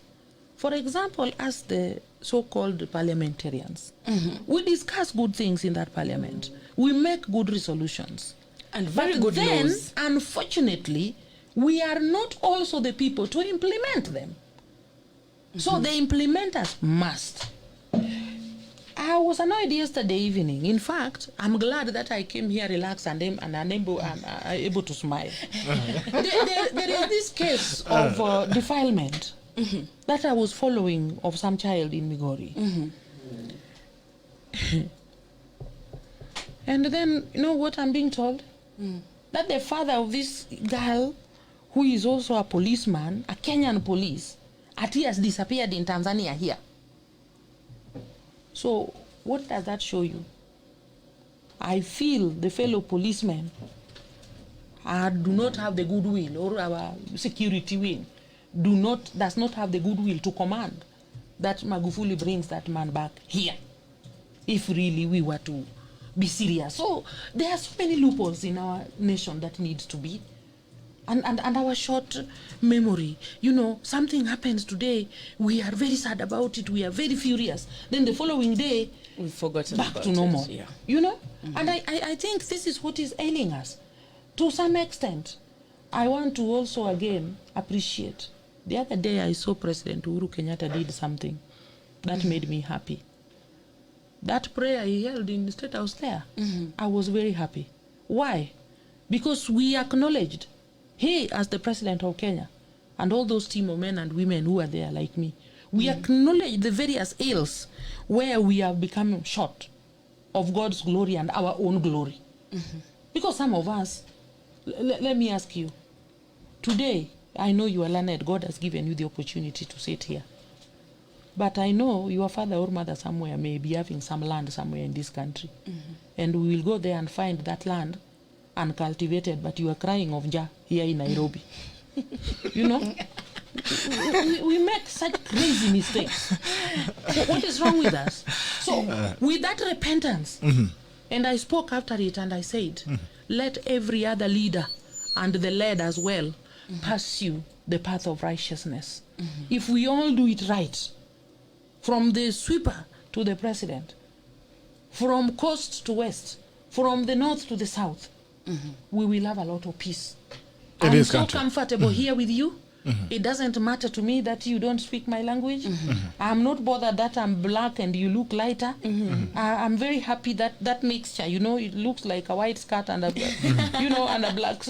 At least me and you are black. It looks it forms a nice mixture. Yeah. So let Kenyans, all of us, the Bible says in the book of Hebrews 12, be ye transformed and renewed in your mind. In your mind and the Kenyans, spirit. we need a renewal of our mind. We need a renewal of our heart. We need a renewal of our actions. We need a renewal. If I was to go to the strategic management where I belong, I would say we need a turnaround strategy. Turnaround strategy. All right. On the same, the turnaround strategy is something you've talked about very passionately, and I hope you're not going to shoot this down again. And at least there's a table between the two of us. In case you also decide to kick me. You've talked about where the focus should be right now. We are recovering from a COVID-19 pandemic that has rendered businesses closed. It has rendered people unemployed. It has almost crippled the economy. And you say that the only thing we should be focusing right now is reviving the economy. Nothing else. Reviving the economy, focusing on resuscitating the economy, focusing on a turnaround strategy in terms of building up the economy. Do you think it's time for BBI? The BBI. Don't say that down. Don't call it trivial, by the way. No. Because you might just emotion it down. I don't know what you mean exactly when you are saying, is it time for BBI? Building Bridges Initiative. No, the referendum around it. We are saying we want a referendum. Why shouldn't Is we? it economic? Why shouldn't we build bridges? Listen, the whole story about the referendum is not even as big as people are imagining. How small is it? Supposing we agreed, like I know we have gone round, people collecting views from all the people, and these things are being stated there, and we agree that this is the change that we want, then we wouldn't even need a referendum because we have unanimously agreed. Why must we go to a referendum? So who are these people who are going to unanimously agree? Kenyans, Because a referendum you, is a public participation program. Me, and everybody else. This whole process has been actually a public participation. It didn't just start by some talk sitting somewhere and writing things. A team of Kenyans went round to every other corner of this country, collecting views on what is it that is ailing our country. Why can't we agree as a people? Where do you think the law or the rulers or whoever you think has been unfair to you? And this is what is contained in that document. I'm imagining, because actually we have now not read the... I'm just being a partaker of that team that was going around. I listened to what Kenyans were saying. There is nowhere that any Kenyan said, I want so and so killed. They all said, for example, in Migori, they said, we want the gold that is coming from Nyatike to be of value to us. We went down to the coast, they were talking about the harbor. We went down to Mount Kenya, they were crying about the tea and the coffee and the milk from their cows.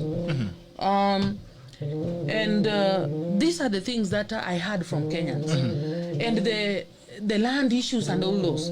So if these are genuine issues that we all agree, I don't know where that phone is.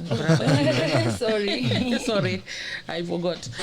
I think if these are the genuine issues that are affecting our nation, we should be able to agree on them. And I would wish that when people start talking about how expensive the thing is and what is in it, and some people who are against it, you ask them now, what are you against? And they say, I've not even read it. And that's now where... What about those who are supporting? What are they supporting? Because we have not all seen it. Or there are people who have seen it. What I'm saying here, and what I'm saying today, we talk, we are told the document is out. At least me, I leaped into what I think is in it because I was going around with this team when this review collection was going on. I want us to wait for this thing. And if Kenyans read it, and not wait for what some of their imagined leaders want to do and say about it. Each one of you, kama sai. You know, I told Kenyans, today, it is very rare that you will not find at least some child who is in class 8 in any homestead in our nation. At least the majority of the homesteads. That gives me hope that some Kenyan can sit down and read this thing and even tell the old grannies, Granny, this is what I'm reading for you, and this is what it means. Now, having read, then we will decide whether we agree with it or not. And that is how simple that thing can be. But in the whole motive, what I support, you are asking me what am I supporting? That idea of building bridges, so that I know in your village I have a friend, Bitok. I have a friend where Lucia comes from. I have a friend where the other young man comes from. I think that whole idea. How many bridges do you think we are going to build with this? As many as they can be. Like in a country like Kenya, which is full of rivers, don't we have so many bridges? They're not enough. Because the question is, it's already divisive. The debate itself is already divisive. So which bridges are we going to build? Bitok. Sorry. You're not giving us another name. Bitok, listen. You are insisting that it is divisive. And I'm not insisting. I'm just saying, Lucia, am I wrong or am I right? You know, okay. No, Lucia is wrong. Even before she speaks, she's already wrong. No, I'm saying Lucia thinks you are wrong. You know, it was 2/3 gender rule here.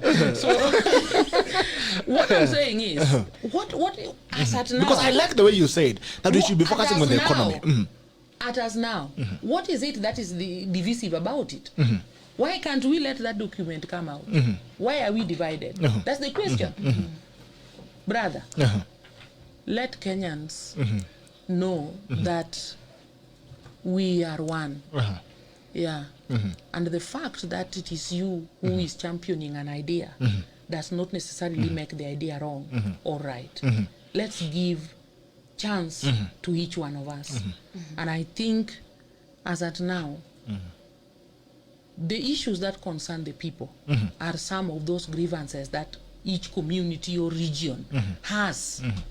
And I think it is in order that we can humble ourselves to accept and say here, like you said we are neighbors with Homa Bay. Maybe I have infringed. I've gone across the border, past Opapo, and doing things in Homa Bay which I ought not to have done. I need to be humble and say, hey, here I actually trespass. Maybe ilikuwa utamu ya kukimbia ndio ikanifanya nikuje nifanye rally huku Ndewa, but actually I should have stopped at the other side of Oriat, you know. Those are places that I know you don't know, but those people who are listening to me who come from there understand. So I think the issue of the BBI, I want to hold my peace and read this document, and then I would be competent to comment about it. But I think what I want to echo here, without waiting for that document, I want Kenyans to be friends to one another. I want us to differ on principles, but not on personalities. I don't want hatred in this country. I want us to know that when you cut me here, I'm a Luo. The blood which will come out of my vein is red. So is that of the Nandi, so that of the Luya, so that of the Kikuyu, and the Masai, and the Ogiek, and all of them that I have not mentioned. So it is important that we appreciate that Kenya is such an international community, because we have all sorts of people around here. Everybody.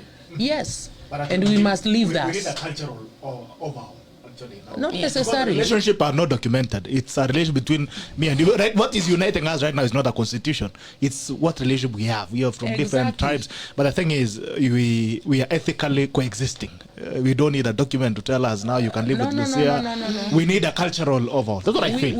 That's what I feel. We need that culture. But you see, before I know what it is that may make me not coexist with you, it is good to note that we are good friends. Otherwise, this is the only area that you need to work on. Yeah, so I don't see what's wrong with documenting it. Relationships can be documented. Like even people, business partners, they are good friends. People normally start off as friends. But then you said something very important, implementation. We have a lot of documented good reports that are collecting dust in shelves. We should have finished the issue of land, or at least dealt with it considerably. But then the Ndungu report has never been touched. TJRC Commission report has never been touched. You know, there are things in the BBI report that was released initially, recommendations that I would think if there was the political goodwill, they would actually be put into practice right now. Like leaders putting their skin in the game. You know, if I'm the Minister of Health, then make the hospitals good enough for me as minister to use those facilities. You know, if I'm the Minister of Education, I want my child to be in a public. Those are things that we don't need a referendum. We don't need parliament to implement. There are things that just take goodwill. But here is where I have the problem with this whole building bridges initiative. The recommendations that do not need parliament or a referendum are not being practiced at all. Chapter 6 is still being disregarded. Chapter 6 of the Constitution of Kenya. Actually, the whole Constitution is being treated like a ceasefire document according to our president. And this is where I think Bitok is right. It is an initiative that is turning out to be divisive. Because then, if we are building bridges, what has prevented the president from building a bridge with his deputy? What has prevented the Right Honorable Raila Odinga from building a bridge with Ruto? You know, the exchange of words that they have publicly is very disturbing, and those words are the words that are dividing us, because I'm now starting to think, if Gerald is supporting Ruto and I am supporting Raila, then we are enemies, when in reality we are not. But you see, we do as we see. We are humans. We are inclined to do as we see, not as is being said. So if we see Baba and Ruto exchanging words publicly, then Gerald and I meet and politics come up and we disagree, then we also start exchanging words the same way. Like, kwenda uko we mtu atangatanga, mimi si mama yako. You know, those very harsh words that are not building bridges. Listen to me, madam.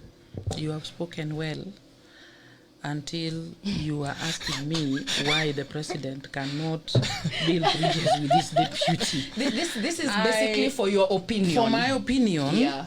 As I sit here, I am not even aware that there is a bridge broken between the president and his deputy. The other day when we were praying in the State House, I saw them come there together. They were all seated there. We prayed together. The sitting arrangement was changed. No. You see, that is There's a difference between sitting and actually coexisting. Yeah. People can sit, but they cannot coexist. Okay, And the DP's body language was very uncomfortable. Give me now time to you. But thank God I sat at their back. so I didn't have the benefit of studying their body language. And unfortunately, I also concentrated on the prayer, not the going on in the environment. But listen, I think sometimes we escalate non-issues. Listen, madam, I'm glad you are working here, the two of you, isn't it? Yeah. I don't know who is senior, I don't know who is junior. But in any structured arrangement, there is always somebody who is higher, there's somebody who is next. So, I have been on record, and I want to say it again. My humble submission is, let the deputy be president be just a deputy to his president. I think that should sort out Kenyans. And as for the issue of building the bridges, if they have any which has been broken, this is a good opportunity that they can bridge it, because Kenyans are talking about building bridges. Yeah. The truth is, madam, let me tell you, you know, you wait to see what is on the picture, and then you are even studying body language. You know, when people are praying, they are supposed to be solemn. They are not supposed to be excited about one another. So, I think Dr. Odhiambo is very sharp. She's a good politician. She's a very good politician. She's a very good politician. This body language, She's a very good politician. In church. What is it all about? You know, in church, I'm not even allowed to kiss my husband in the presence of God, because we are praying. You know, okay, that was by the road. But now, the issue of personalities, Kenyans, and especially you people, you know, in the media here, you are very loud mouths. You speak one word here, and it goes viral. I think the media fraternity, let's speak peace. Let's speak reconciliation. Let's force these two gentlemen to behave if we think they are No, to all of them. Not all just of them. two. All of them. Oh, All no, of them. I actually, was talking all of about the them. president and his deputy. And his deputy, okay, Yes. okay. We start with this. We start with those ones. Yes. So let parents. let Kenyans know, for example, you know, you are talking about the issue of conversations about Tangatanga. Do you know, I have friends in that parliament who are not supporters of Baba. Yeah. And you don't hate each I other. don't remember hating them or even abusing them. You actually take And it if together, you want right? to take it from me now, take this seriously. When me and other members of this republic, the women, we started the Embrace movement, a team also arose and called themselves Inua Mama. Inua Mama. And then when we listened, they started hurling abuses and insults at us. I remember sitting down with my team in one meeting, and I said, we are not going to reply to any of that. We know what we want to tell Kenyans. We are talking about peace. We are talking about harmony. We are talking about development, period. Why did you not embrace all of them?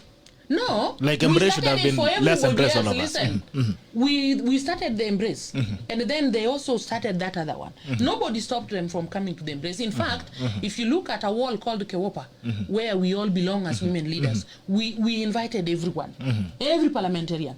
But now again, you see, you are forgetting, brother, that we are talking about democracy in Kenya. You can invite me to my house, your house, but I have the freedom you have to the choose freedom to decide whether to come or not. Yeah, so To you get- can't ask So me we would why. love to see embrace Inua Mama. Ama Inua Everybody, embrace, listen. a collective agenda. That is Especially welcome. for women. And that's why we are talking about a united Kenya. And that's why I'm saying, let us, for example, that body language that you are talking about, maybe some people did not even see it, like me, I didn't, until you said it. You know, but then, Daktari, in my next life, I want to be you, because I love where you live, the space you live in. You mind your business. I think that's a very good feeling. In my next life, I want to live a life like you. Yeah. You can be in Jerusalem, but you're not aware that there are lepers on the street. And I love that. That's very good, by the way. It gives a The peace of same mind. way our president does not know we are broke and does not understand why we are broke. No, Yet he has his never said cabinet that. is stealing. No, he stood up and asked, why are Kenyans broke? Why do Kenyans not have money in their pocket? Yet his government is the most corrupt government we have seen. I thought, I don't know the context in which that was said, madam. She You was know, you are actually not giving speaking on me corruption. the whole story. No, I will find a link and share it with you. Yeah, please share it with me before you want to make comment on that. And that's why I'm saying, listen, I think we were doing well. But now you are bringing issues that you have with the president, and me, I'm not aware. I like the way you're not aware. Deliberately not aware. I like it. It's not, You are. I need to give you credit. I want to give you very good No, credit. no. Before you give me the credit, don't force your words into me. No, I'm not forcing anything. I think I know where we have come from and where we are heading. On the issues of personalities, I even told you that when I was coming into politics, remember my prayer? Yeah, It was yeah. concerning the poor. Okay? And this issue of corruption that you are talking about, we have condemned it over and over again. And this same issue of corruption, there are cases of corruption in this court. Are we there? And some of them are not yet decided. And we had already said earlier that let each wing of the government do their job. So once a case goes to court and it starts taking a vicious cycle to the extent that at some stage we are told there were, you know, in Kenya, even if I killed you here now and Tobias said I saw her kill, then you are told in court there is not enough evidence. Those are the issues that we need to deal with. There are those vicious and ways of our lawyers and judges and everybody just twisting everything the way we are twisting it here. Again, when Bitok wants to give me credit for not being aware, I am aware there is corruption in Kenya. I am aware we have all condemned it. I am aware even that day when we were praying there, that is one of the things that we had to denounce before the president and everybody else. So And then in the evening, we go back to the business of that's politics. why I'm of rhetoric. crying about the forgetful themselves, Kenyans. All right. And don't imagine that when I'm saying Kenyans, I'm excluding myself. We forget. We forget that we don't like this. And then we have made everything very subjective. That it depends on who does it. Okay? So this subjectivity must go. And that's why I'm saying, let us be transformed to be a society with a value. That when we say this is wrong, it is wrong in Lake Victoria, it is wrong on Mount Kenya, it is wrong here in the city, it is wrong everywhere else. Yeah. And then even those leaders, you know, let me tell you something, Bitok. My pet topic as a strategic leadership are three things. Change management, and I'm passionate about transformational change. Then there is this thing called leadership. All the common wananchi, you're asking me something about what can the wananchi do to make sure that the leaders do the right thing. We shun those leaders who do not do what we want. Because in the tripartite of leadership, it is represented nicely in some triangle. You know, triangle has three corners. Yes. So one of them, there is the leader, the objective, and then the people who are led. But you see in Kenya, like even now, you will find the Wananchi are asking you, which seat do you want now? And I keep telling them, by now, Migorians, it is you rather who should be telling me, Pamela, we have looked at you and the way you have been working, we think we are taking you to this seat. Do you understand why I'm doing civic education? Yeah. So it is not a way. So I'm saying in brief, for anything called leadership to exist, there must be the objective, which is very key. And then the people who must have the same objective as the leader. Okay? But most of the time, we want the leaders to even come and tell us what they think they want to do for us. It is not the other way around. When you are getting a job, I don't know whether this company is yours or somebody else's. It is them who set out the agenda, what they wanted you to do here. And the moment you don't do it, I'm telling you, you'll be shown the door.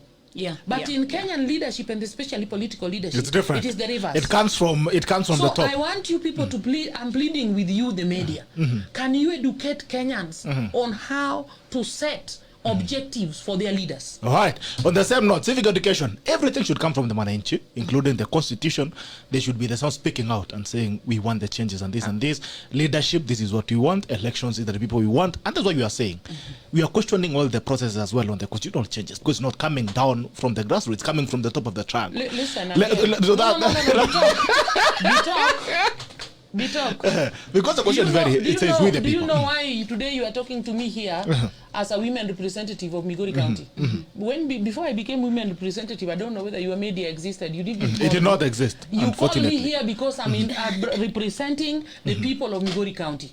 So this same constitution, or whatever those changes you are talking about, yes, they can come directly from the leaders, but from the people. But those same people can vest that interest in me to represent.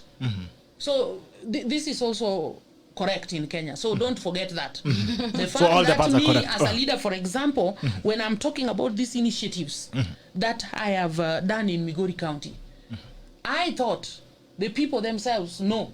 And that's why they are supporting me, and that's why they are doing it. Because I thought together with them that you're doing an amazing job. You're doing an amazing job. You understand? So even on the bigger, at the national realm, let us not forget that Kenyans gave President Uhuru Kenyatta and his deputy and the team to represent them and represent their interest. Now, when he comes up with an idea and people can resonate with it, I see nothing wrong with All right, it. that's a wait and see. All right, guys, as we close, we are going to close in the next 13 minutes, I think. Bunge la Mwenyenchi is open, 0779-800-010, 0779-800-010, 0779-800-010. You can call in and contribute to our discussion today as we move to our tail end. Lazile tunangoja simu zenu. I want to ask Mheshimiwa swali about what was announced last week, about what Kenya announced on meetings. And we've been seeing meetings which have been cancelled. We've been seeing others which are going on and all that. And I love that you're a Christian, you're a very strategic leader, and you can speak from a point of leadership. Do you feel the laws that you're getting and the decision that you're making on laws, like, okay, it applies here, it doesn't apply here? What's your general feeling on because the same thing given the media. We are a media house that we run, and at times there are conversations that must be had as a country. There are conversations we must have, whether they are the people like it or not. We must speak, and that is why we actually fought for the freedom of the media. If it was back in the 80s and 90s and all, probably could be closed by now, but we are here. So the thing is, what do you feel on that note? Because it infringes on democracy, it infringes of the right of expressions, it infringes even on issue of equal, because you're seeing juzi kulikuwa na mikutano zilikuwa zinaendelea mahali fulani na kuna wengine ambazo meetings zilikuwa cancelled. But for that, nichukue hii simu jamaa tusikie anasema. Hello, good morning. Hello, good morning. This is Abdullah calling from Mandera County. Abdullah, assalamu alaikum. Salam warahmatullah. Niambie. Now, I have been following the discussion with Madam Mheshimiwa. First of all, I don't think it is the role of any leader to do projects in anywhere. Because when you see the role of a member of parliament, first is to represent, second is to legislate, and third is to oversight. Now, when you represent, you are representing the people under Article 1. then through that power you are legislating, and then you are oversighting. Now, when you legislate, the best development is through legislation. If you look at developed countries, you will never see a prime minister in Norway distributing food or building churches. That is not their work.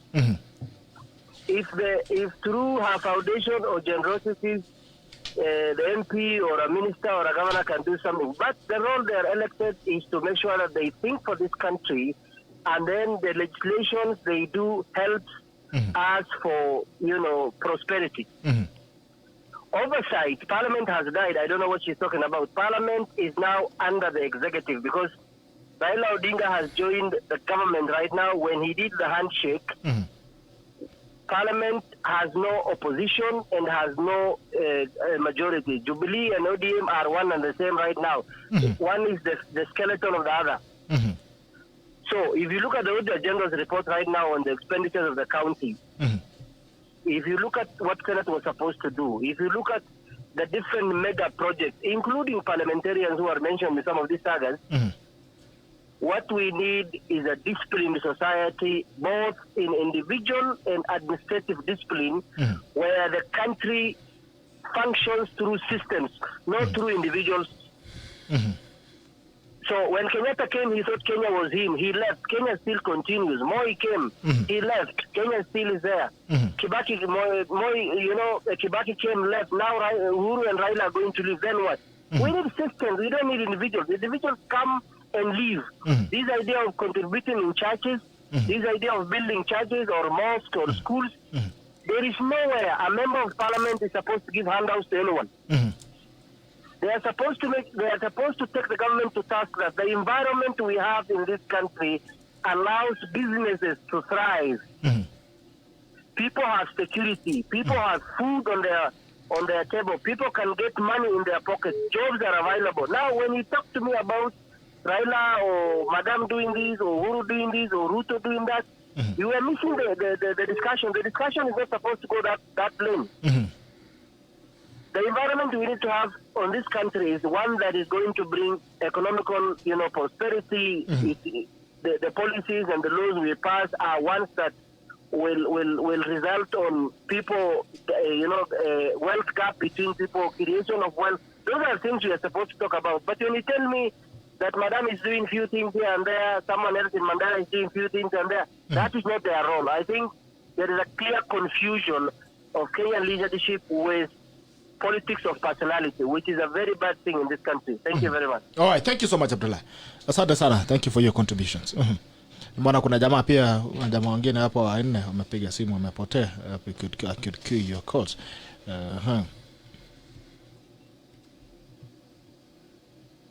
That is quite a contribution from Abdullah. Before I talk to Abdullah, there's some question. Yes, there's something I had asked. Before that. I think we'll take around 3 or 4 calls and then we'll close. But anyway, keep answering what that. Was Meanwhile, your question? My question was on the announcements by Kenya on the security regulation that I had made on the laws, security and the rules. And there's something that happened back in 2014. There was an security amendment bill in 2014. It was approved at that time, and the people who approved it at that time actually don't was. And there's something. The question I ordered you to answer was, what is the danger of making laws for people? Because people come and go, the laws will still remain there. Even in the implementation of this law, what do you feel about it? You are really confusing me now. Are making law for the people? And you also say the parliament is there to make laws for the people. So all right, let's take this first. Hello. That's Good morning. interesting. Allow me to pick this, please. Hello. Good morning. Morning. Christopher Bosire from Duka. Yes, Bosire. Dr. Pamela has tried to be neutral, and I thank her for that. But what I'll ask about the two-third gender. If I remember very well, when this parliamentarian wants to add their salaries, they never miss in parliament, and they make sure that it has passed. Why is it that when issues which are concerned with the constitution, issues which are concerned with the Mwananchi, if we are not supporting it, they will not show up in parliament? And another thing, why are we seeing impunity at this time? Because like the other time when we were passing the the formula for the revenue allocation, we saw some members of parliament being blocked from reaching the parliament, which is evident to every Kenyan. Every Kenyan saw what happened. We want to know what's her take on that, because you know we must be true to the people. We should not be clinging on one side which you are supporting, of which I've seen she has done very well, because she was just dodging those questions which she sees that they are divisive. What can she say about that? All right. Yeah. Thank you so much. We're from Thika. Thank you. All right. Thank you. Have a good day. I think I'll give you a chance to answer The first. issue of the security, I think it has always been there. Even me, I've done it. When I want to have a major meeting in my county, I've had always to inform and seek permission and authority from the security department. So I don't see what is really new in Kenywan's announcement. That's why I'm saying sometimes Kenyans, we divert our attention to things that we forget are also part of the constitution and the law that is governing us. So if that is what like this speaker in Kenya I want to say dodging, I'm only saying what I know is in the constitution and what is the best practice. It is in order that if I'm going to do a public rally or something like that, I should inform the authorities, and they have always approved. And I can't also speak for the security organs. If they have any reasons to think that there is something that would stop them from allowing that kind of meeting, again, they have the discretion. The law, the same law that we are talking about, gives them that express mandate. So I really think, even me as a leader, when I'm going to do my function in Migori or anywhere else in Kenya, I want to know that I am secure. In fact, most of the time, the police have always sent some of them there to protect us as we do this meeting. So, to me, I don't see anything unique about Kenya's You are a pastor. case. You saw a child being tear gas. Do you think the laws are being applied equally or fairly? I really don't know, because why would a church be tear gassed in the first place? Those are some of the things we talk that when we say something is wrong, it is wrong. Because again, for whatever reasons, if a church to host a meeting has been told you cannot host a meeting by those securities, when we talk of applying law, then we should also be willing to obey. We cannot just say that we can only apply the law. For example, there is this rights. The rights is extensively discussed in the Constitution. I have a right, but my right may be infringing on your right at some stage. So do I still go ahead and just do it because it is my right? Okay? So I think when we are talking about these issues, let us be balanced and let's not just push. And I actually expect you to be balanced, because yes, there was a that's why I'm meeting. saying, There was a meeting that was going on in Narambe. That was going on in. don't. That was being run by Orengo, where they included, I think, 20.1 million. And there was another Narambe that was supposed to open in a Catholic church in Western Kenya. One meeting was approved, the other one was cancelled. Both Arambes in a church. Listen, we talk. You and me, who is here, we don't have the whole context within which these meetings were approved and this one not approved. For example, if you are told that you give, say, a 2 weeks notice and you give a day's notice, then if they say, no, we are not ready for you, there is this meeting which was already announced and we have approved this, so this one we can approve but at a later date. I mean, we should also give the security officers a chance to be able to manage themselves well.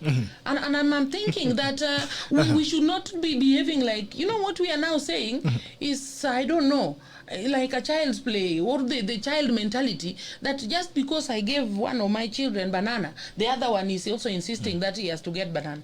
I may give them pineapple instead. The two are still fruits. So a banana and a lemon are still the same thing. Right. No, it's not the because same I'll even thing. give it a pineapple. Listen, it's not the same thing. Because I feel the idea is I have given my children something.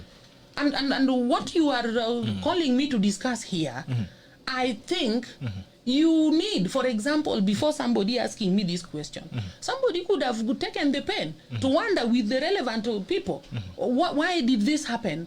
You are asking me.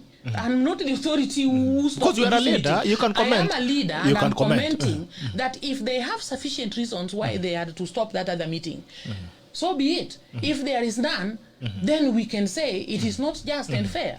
I think that is where we are. So where we sit is fair and square. But you can't want me here to condemn even you who is asking me. You don't have the premises.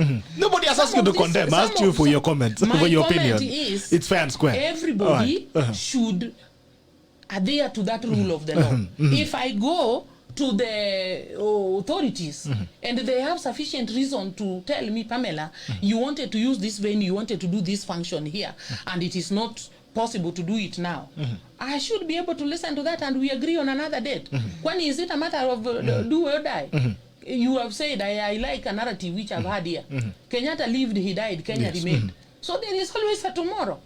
I think we don't want to box everything. And that's what I'm actually saying about laws, because the laws that cut, because you can remember back in 2017, and let's have a very honest discussion, Mheshimiwa. And I expect you to be as honest as that. Exactly. In 2017, we saw NASA Sabaras were being tear gassed. Yes. We saw MPs who were being tear gassed in the streets, tear gas being thrown in the cars. Yes. You know? But they say, and I'm trying to be very objective with you, and that's what I've told you. Yes. The laws that we are making today has to be for posterity. Yes. It's not like we have to make laws for political expediency. Like now, because you've talked about that the laws are not new. Then why did we need a press conference on the same thing from Kenya and announcing the measures? Because the danger is... No. I just want to take you back. I have to take you back. I have to take you back on history. Listen, you told me you're on the born issue. again. Yes, very born again. Yes. On the issue, there's something I've not finished. Remind them, even if they know. Mheshimiwa, We have just said that sometimes allow me to make my point. Yes. 2014 security bill was made for political expediency and was approved in 2016, actually. 2016, 2017, the election period. And the conversation was to tame NASA at that time. That was the conversation. And all the impunity that was done against NASA were supported by the same people who are suffering today. And that's what I was telling you. We might be happy and say, okay, it's fair. A church is approved for a fundraiser in Bondo, you're okay. Another one is called in Walter, or a church is tear gassed, and you feel they have enough reasons. The angle you are taking is what I don't like. I said earlier, I am not happy that any Kenyan should suffer in anybody's hand. More so in a church of God. That makes sense. Okay? And I'm saying, even in that church of God, if for whatever reason they had been told, don't do this here today, for such reasons, for example, listen, I may be planning a fundraiser, but another gang or somebody somewhere is planning to do something malicious in that very fundraiser. So when the intelligence of the area finds out that in the name or wanting to restore peace and order, they may want to restrain me from taking that opportunity to provide an avenue for that chaos. How can you preempt violence? That's why I'm saying we cannot condone any form of violence, Bito. All right. But again, fellow leaders and the Kenyans as a whole, should there be an instruction? For example, even when you are citing the 2017 thing, you know, I want to believe that then, what was happening then, the government, the president and the authorities therein were feeling like this kind of meeting was not right for that time. And of course, you saw what happened, that tear gassing. And we have talked about it every day. We don't expect the police to kill our own citizens. Okay? We don't approve of it. But at the same time, let everything also be treated in the right context. We can't just do other things. That's my point. If you're cancelling political limits, let's cancel all of them across board. You cannot have another person having a rally. Listen, Bito. I'm saying something here which you are adamantly refusing to listen I'm not refusing, I'm listening. And you want us to come to your conclusion, not our conclusion. There is a rule and a law that say I can ask for permission in writing from the authorities well in advance for my function. Then, for example, now that I'm in politics, I'm going to do some rally or maybe some function in, say, Pefa Church in MIGORI. Then my opponent also decides he's coming to do a fundraising in the next Catholic church which is thereby. after I have been given the permission to go and do my function. So why should my function be cancelled? It is theirs to be cancelled so that they are told, wait, come later, because this one has already been authorized. Can I cite a few cases for I'm you? only thinking, Can I cite a few cases for you? We don't have to belabor on this a lot.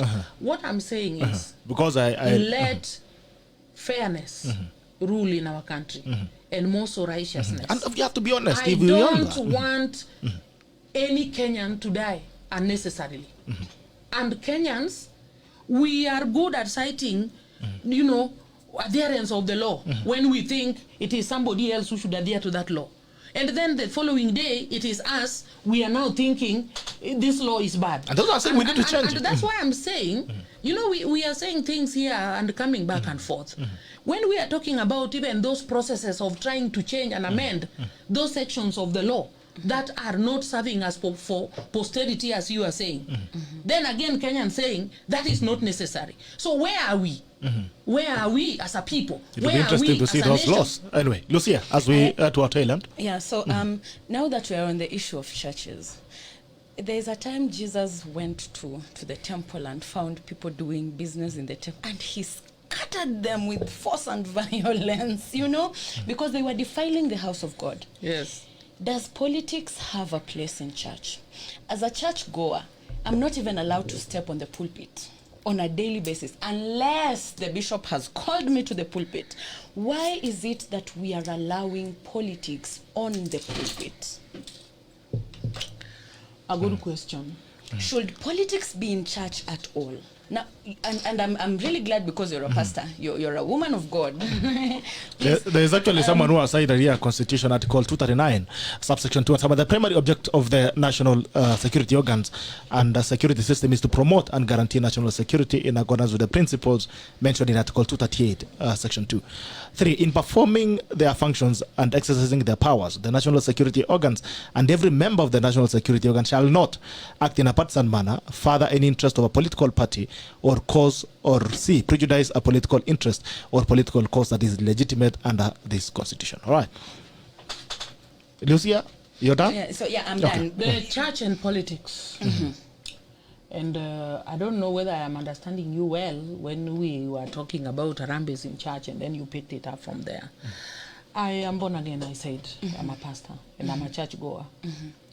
Always what my plea has been to all the churches that have gone, I've always told their bishops and pastors, when I come to church, I come to pray, I come to worship God. I want the word that can nourish my spirit. Yeah. I think, in my genuine opinion, I would want the pastors and the bishops to keep it as that. Because again, some of this chaos now that we are seeing in churches. My Bible says, and I've preached this to some pastors, if you meet MIGORI pastors, they will tell you that I've told them this whenever an opportunity presents itself. When it comes to the issue of building and constructing churches, I have my guidance from an old book, Exodus. Moses is in the wilderness with the people of Israel. And this is the instruction that God gave. Tell the Israelites to bring, and it was who are willing to bring this kind of gifts in these amounts. And mark my word, tell the Israelites. Number 2, who are willing. So in our time, when Peter preached the gospel to the Gentiles, who are the Israelites? Now we are Israelites by faith. So if I'm a pastor, my Israelites are these faithfuls that I have in the church. And even those that I have in the church, them that are willing. But you see, for the sake and the love of money, some of our churches have opened their doors to people that they don't even know what they believe in. And they say, bring us the money. Yes, I know all silver and gold belongs to God. But then, let these people be believers. Let them be willing and do it voluntarily. It doesn't have to be spectacular. And know what? That Bible which I was reading from, a time came when the Israelites who were willing brought all these gifts that Moses has commanded. And you know what the people who were in charge did? They said, hey, it is enough. Stop. I've never seen any bishop or any pastor do this today. Even when the church is already been built and accomplished, they will still want to another project and another project. So there are very, very many fancy issues going on in our land, and we have mixed up everything. And even me, when I go to church to give, let me just give in humility and go away. What is this halabaloo and the show that we make about You it? don't have to stand at the pulpit and politic. I really don't have to. Yeah. I have given my money to many churches. And So- in the church, let me be proud of the church that I run. It's a church which is full of young people. And in this church, we have taught our congregations to be the ones to give towards whatever it is that we want to do in this church. And I think this is what we need to do. Yeah. And to fellow leaders and even me, when I really feel touched in my heart that I'm going to give to God, let it not be another TV show or another road show. So I think that is my take. I now talk as a believer. When I'm called to those Harambes, I've always told those pastors, when I'm coming to that church, I don't want to come at your command nor in a hurry. Yeah?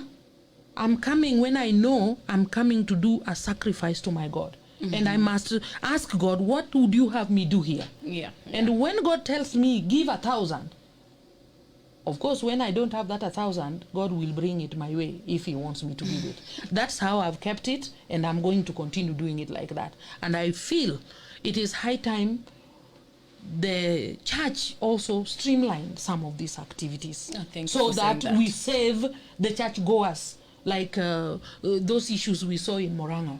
I cried tears in the bed where I was lying, because I told you I've been a bit unwell. I felt so bad that was to happen in the Church of God. But then you see, this is where the hypocrisy comes in. When bishops stand on prayer day and tell us, if my people who are called by my name repent, ABCD, and then the following day, you've allowed a politician on your pulpit. So have you really repented? And as bishops, you know, they're our shepherds. They're given to us as shepherds. And now they're leading us astray. Madam, on a let path that is me not tell you right. something as we sit here. I know quite a number of our Catholic churches who do not allow much politics in the pulpit. My church also does not I allow. know I go of to SDA Mavuno. church. I go to Mavuno and they don't Some allow of the that. SDA churches, they would not allow a lot of politics in the church, even in some of the funerals that they conduct. Yeah. Like even those funerals, my take is when we go to mourn somebody, let's say Pole to the family, pray with them, and go away in peace. Yeah. All right. Your tackle of the day. Politics, Yes. be talk.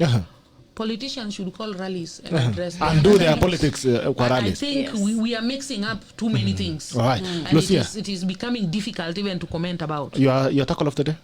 Today the feminists will come for me. I am a believer and I am a Christian, and the word of God in the Bible has designated women as the helpers to men. We are never going to be equal to men. Never ever. We were created to complement these men, and so were they.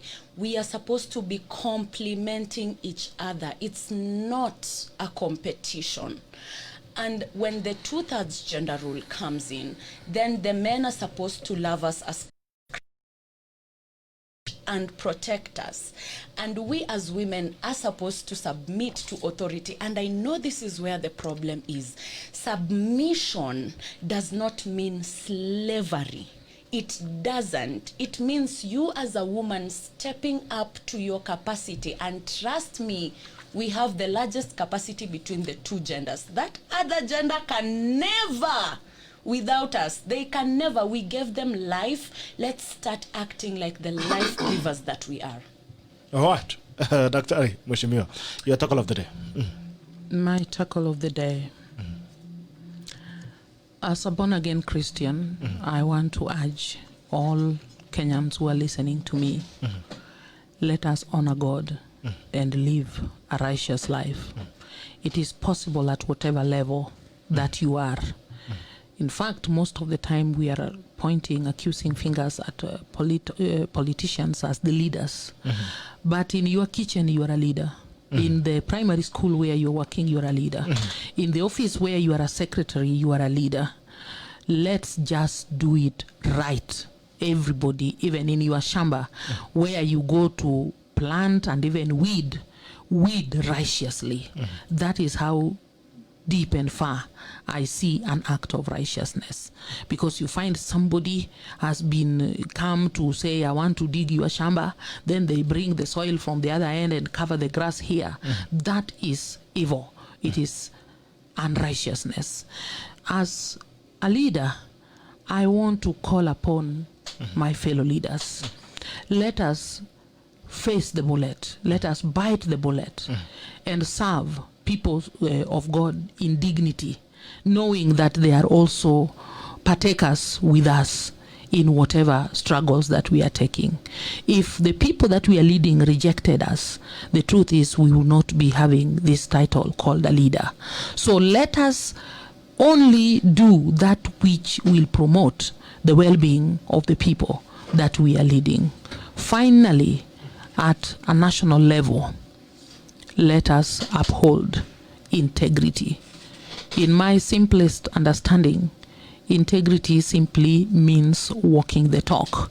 Like I'm calling upon all Kenyans, if we are really tired with corruption, we don't have to support or to even sympathize with anybody who is corrupt. Let them face their music and just turn away from their corruption. Let us transform our minds, our attitudes. Some of those thoughts that bind us, we need to get ourselves free from it. And all those cultural boundaries and barriers, this goes directly to the women folk. Woman, you have what it takes to be who God really wanted you to be, a helper, a better person. As my colleague here said, I concur. It is not a competition. It is complementary. I want to be the leader of the day, and I want to serve all the men and the women with all the dignity and the humility and in honor to God, as unto God, and not as unto man. Thank you. Thank you so much for making time to join us today. It's been a great discussion. We're happy to have you. We hope to have you again. We hope to have you again and continue doing what you're doing in MIGORI. Tunataka kusikia gospel ya transformation and empowerment that we want to get here from MIGORI. Tunataka tusikia testimonies again. You never know. They could consider you for the next job. So watu wa MIGORI, asanteni sana. Thank you so much for joining us. Nimeona the discussions that have been running here. Thank you so much, guys, for being with us for these 2 hours and 25 minutes. We wish you a very blessed day. May everything work in your favor. Na Mungu awalinde. We love you. The tackle ends now. Bye-bye and see you tomorrow.